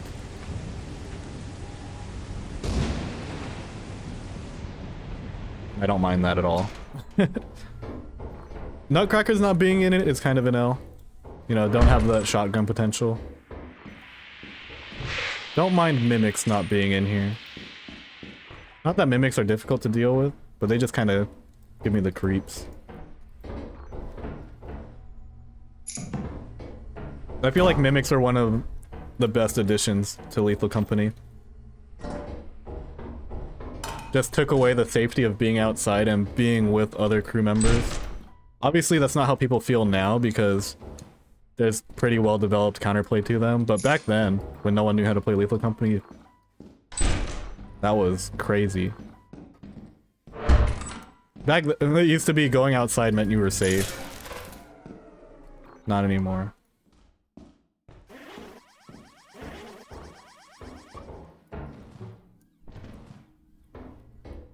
Oh, the cops are coming after me for having an opinion.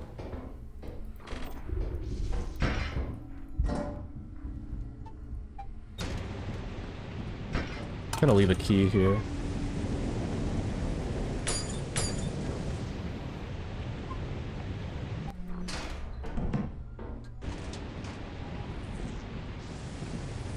Which one is it? I can't tell.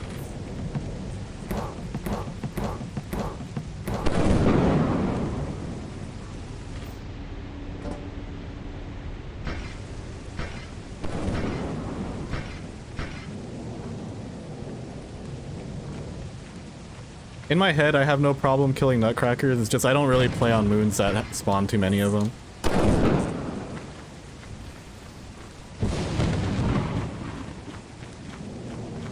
It's kind of rare to see them on like Assurance or Experimentation, you know.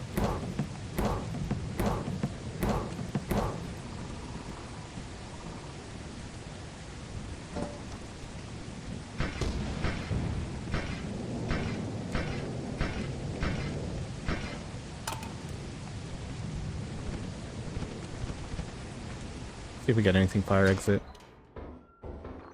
Other than clapped by the bracken. I probably died to the bracken, honestly. I've died to the bracken in this room looking into lockers, so I'm gonna kind of wait until I see him.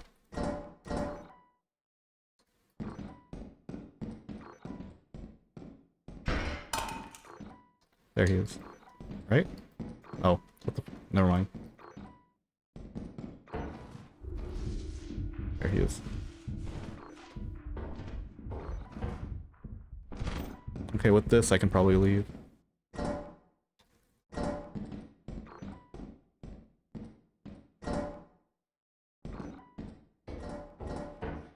Had my neck snapped looking inside of lockers too many times.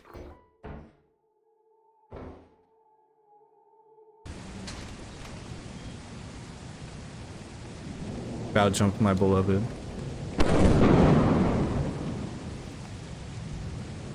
Even though you might get me killed in this stormy weather.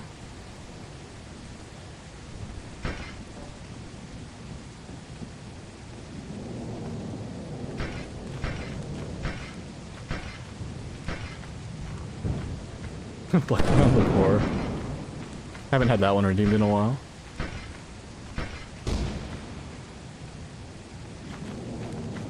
Heard the main door. Main entrance has a sound now.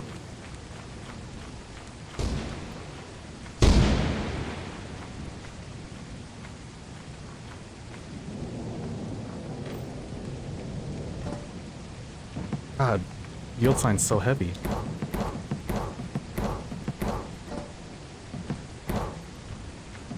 The only thing about version 40 is that it has the most difficult version of giants in the game. Current patch giants are kind of easy to deal with, or easier to deal with. B40 giants are a nightmare.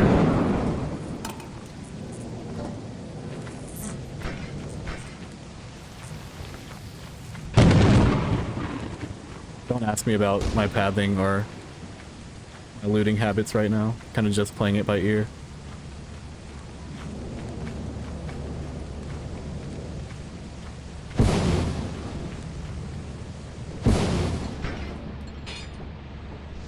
Going Diz, thank you. Probably the last attempt because we're getting closer to 5 o'clock. Started watching you when you uploaded Vow Eclipse only run. That was one of my my favorite runs to do. I'm actually due for another Vow only run now that the Vow jump has been taken out. Because now that Vow jump is out, there's like literally no reason to play that map. Really. Well, that's not entirely true. Vow's still viable for high quota, it seems. Well, I don't know about version 64. I know that there's a strategy for the solo 10 quota in version 40 to start on Val. It seems like one of the main strategies is land on Val for beehives, then go to assurance after that. Which is kind of lit. I know I'm missing an egg beater. I kind of don't really care for finding it. I'm gonna hope that this is enough. Anytime he gets me, I either never saw him once or he escapes into me. I feel that. Especially in solo play, sometimes the run just ends. Part of the game. An 8 hours difference in time. Dang. I've tried streaming at different times just to accommodate different people. I think I'd prefer earlier streams on my end. After trying out a bunch of different time slots.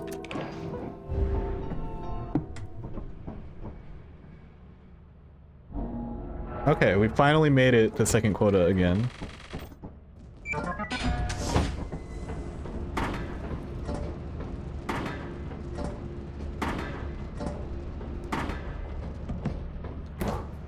So many two-handed items.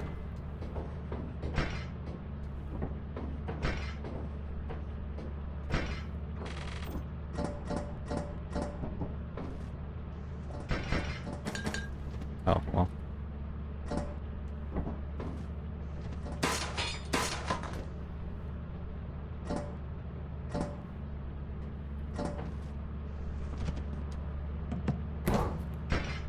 Be perfect timing if I didn't have to go to work in 7 hours. 7 hours is a long time. Oh, unless you gotta go to sleep first. But everything that I stream will end up on YouTube as well, too.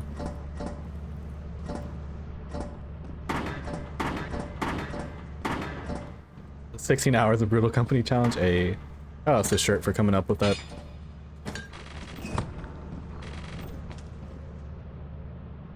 It was funny because when Shirt originally like asked me what I thought about the 16-hour challenge, I thought it was really weird that he picked 16 hours specifically. But it's because he spent 16 hours on each moon in game. And I felt like 24-hour challenge would have like had a better ring to it. But I'm glad that he decided against my decision and proved me wrong.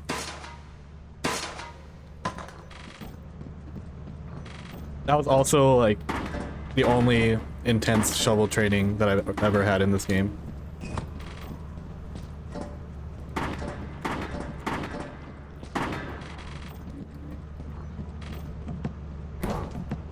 I will revisit Brutal Company at some point for the Brutal Company minus high quota category.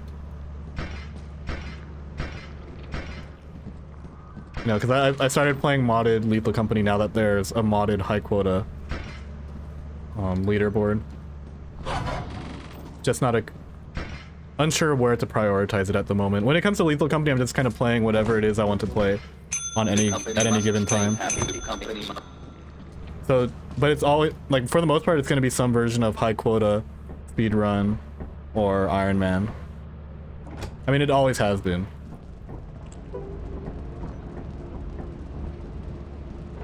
But I'm not entirely sure how much I'm going to be introducing new stuff now. It's just more going to be grinding for actual leaderboard spots now. How to gamba on phone. I think there is... Actually, I don't know. I've never actually done it from the phone. But I think there's a channel point button somewhere. Offense. Stormy again. I should be okay now because I left the keys on Val.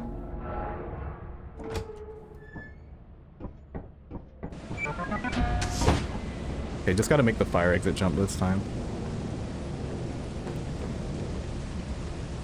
Okay, we're already better off than our last offense. It still kind of sucks that I failed the last offense because I had pretty decent loot and pretty fast last time I was here. I also had decent loot going into offense also. I think I was already at 1100 for the quota, which is insane to think about. Bottles is fine. Oh, okay. Love to see that. Wait, hold on. Might be cooking slightly. Main entrance isn't what you want to see. Big room is cool though. Okay. It's like a little too dark. Let's see if we can clear a dead end here before we check that big room.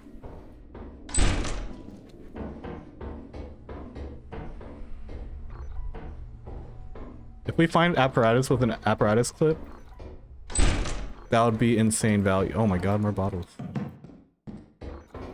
Actually, this big room's good because I can trap anything that makes this dangerous. This is actually one of the best rooms to see in version 40. Trap everything up here. Not even limited to one enemy at a time. You can literally trap everything. I also got a stop sign. And an old phone? I might just leave now. I think that's good enough.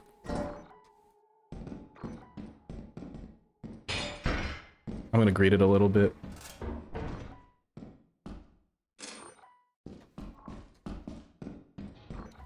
Okay, I'm gonna be less greedy. I just heard something spawn in.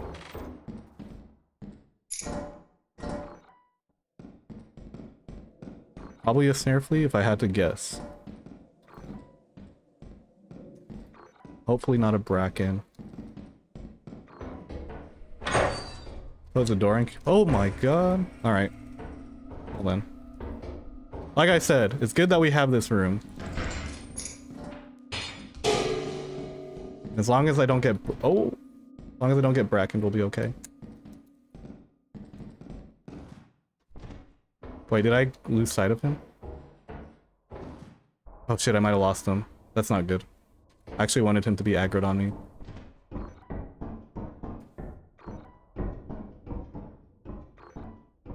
Inverse teleporter challenge? I've been talking about revisiting that one with Finn.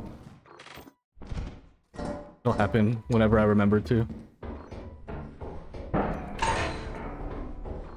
Okay, you know what? I'm just gonna leave regularly then.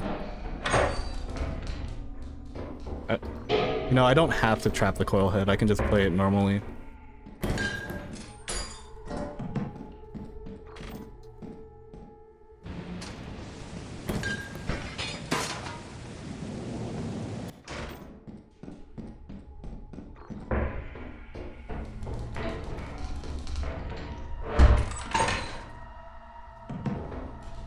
Probably faster if I play it normally too.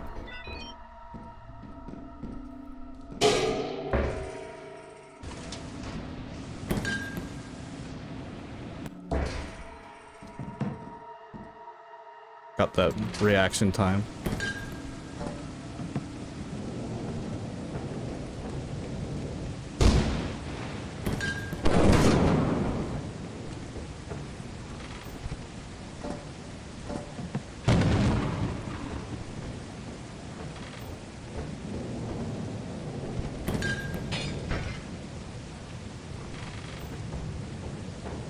Yeah, this is good offense value for sure.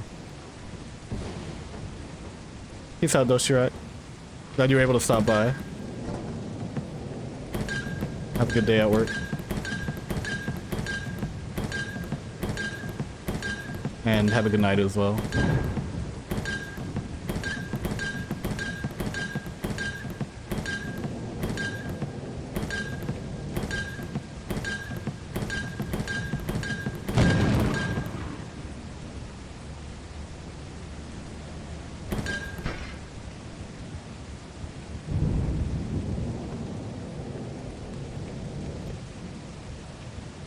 Yeah, I will be playing for as long as I absolutely can. And definitely playing a lot more tomorrow as well. We'll see how much I balance it with Lethal Company.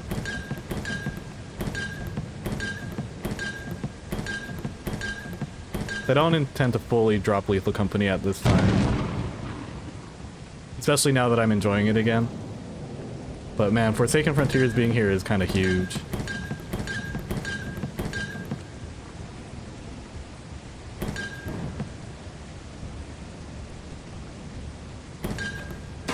I'm leaving stuff up here, by the way, in case Baboon Hawks decide to spawn.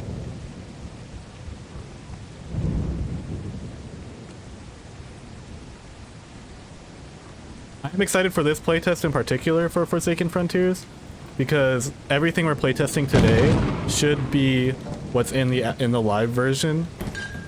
So, yeah, I mean, everything will be more in a more refined state when it gets to the live on October 21st.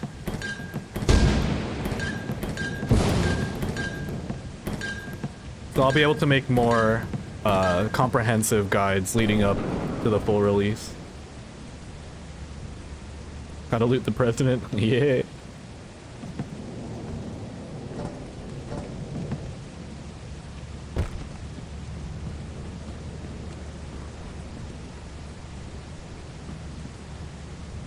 I think in version 40 for inverse teleporter, I think you can bring stuff through the teleporter as a host if you time it correctly. I've done it before at least. And then in later versions it locks you if you do that. So if I do that in version 40 as a solo, then I'll have to consider like teleporting in with a key. And then if I get teleported behind a security door, then it is what it is. Or if I get teleported into a wall, that's also a thing. That happened to Shirt when we did our inverse teleporter only run. He got teleported inside of a wall, and he was just stuck there for the whole run. Yeah, we get a loot max again. It's gonna be exciting. 291.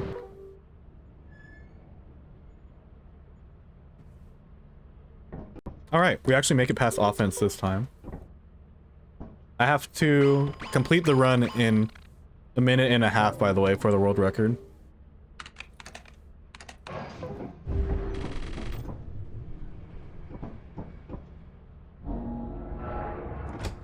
I think I have a pretty good shot at it. Oh, I didn't B-scan. What a throw. I think I'm gonna check over this way. I should have checked that back fire exit first, but I wasn't really thinking.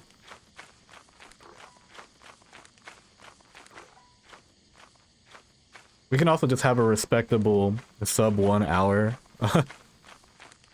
Ironman maybe? Sub 1 hour is still possible.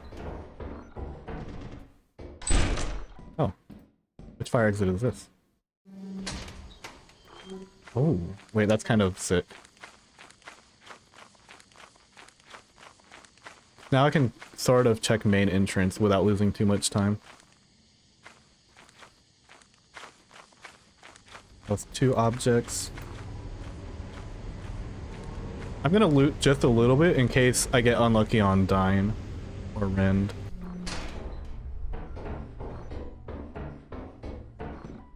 Oh. What the? Okay, all the entrances are right next to each other.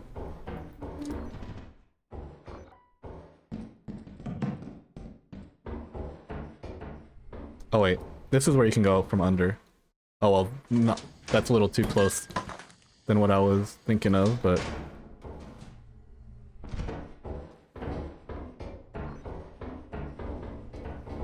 Okay, you know what? We're just gonna check the other fire exit before I get lost. Before I confuse myself. Maybe we won't spend that much time on March, and we're just gonna have to loot Rend pretty well.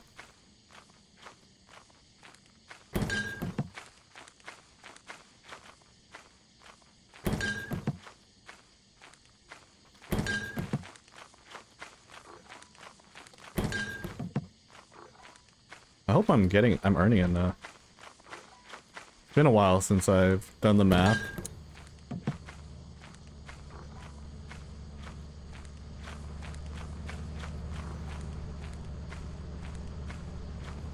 If I find a beehive on the way to the back, that would be super clutch.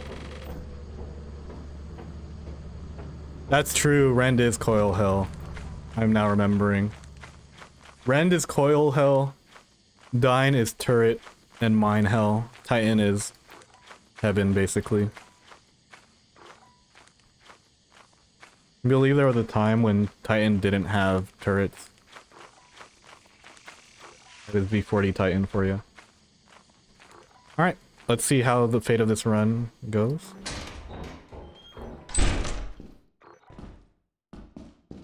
The success of this run is dependent on how I do on this fire exit.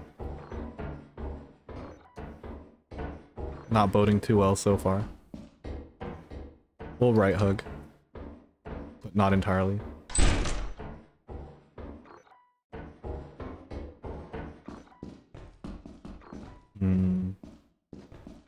Hello. I just walked right in front of that turret without aggroing it.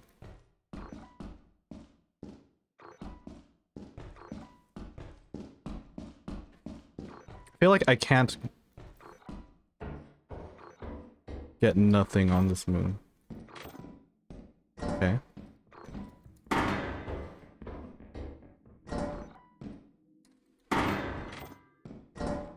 There is now a hoarding bug somewhere.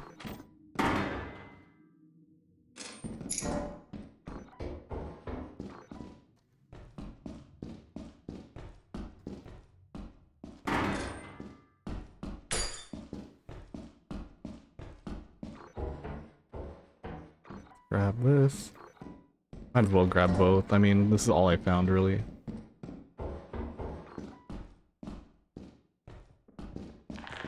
Oh, hello.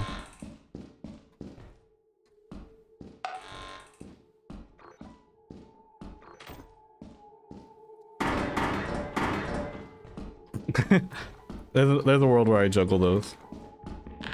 Hello. Take the key bait. Stop. Stop. Okay, fine. Yeah, that's what I thought.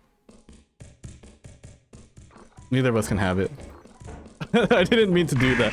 Oh, what the fuck. Really, dude? Why? Why are you doing this?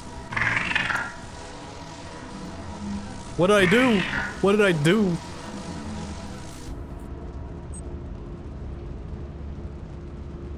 He was upset that I dropped it like that, I guess.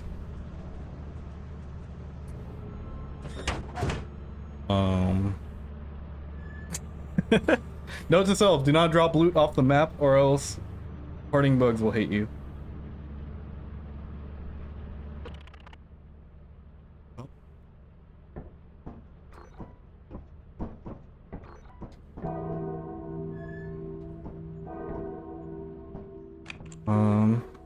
Alright, well, I'm gonna... Since there's only, like, 18 minutes left until 5 o'clock, I'm just gonna keep it going as if that didn't happen. Let's see if we can save the run, even if, even I died. It's Eclipsed Rend, by the way. That was probably the saddest hoarding bug I've ever seen, so I probably deserved it. Okay, I didn't see dogs immediately, so... I'm a little scared. Might just get immediately eaten by a giant. Giants are pretty ruthless in this version of the game.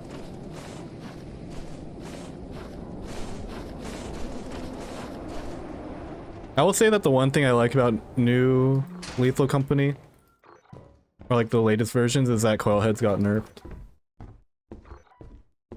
Like the fact that they de-aggro or deactivate at some point is kind of cool.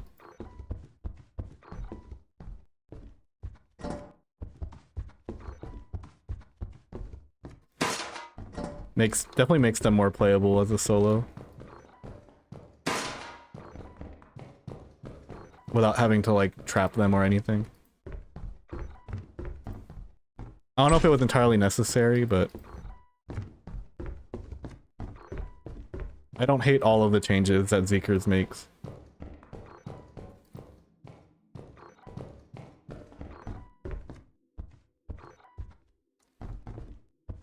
Yeah, worms are still on rend in this version.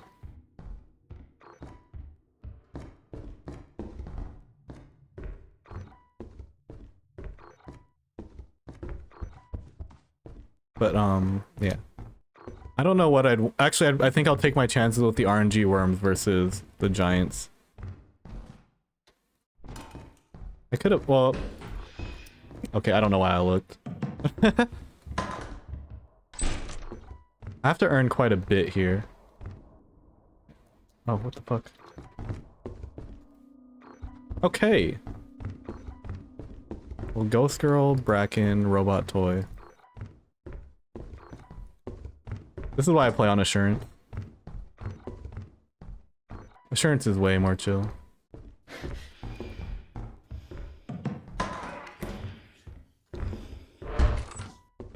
I have to play the game of not look. Well, I mean, I already looked at the Ghost Girl, so it's a little too late for that part. For the Robot Toy.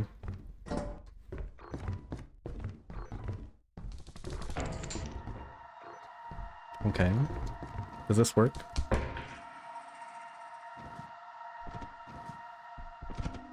Well, I die.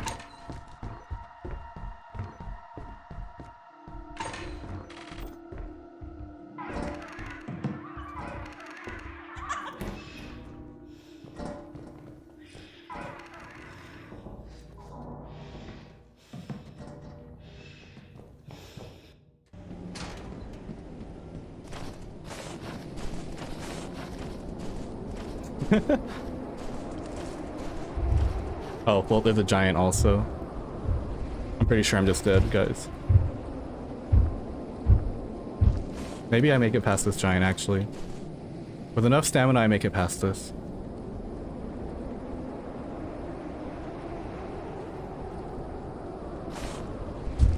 I'm dead. There's no adrenaline here, so I can't tell. No, he sees me.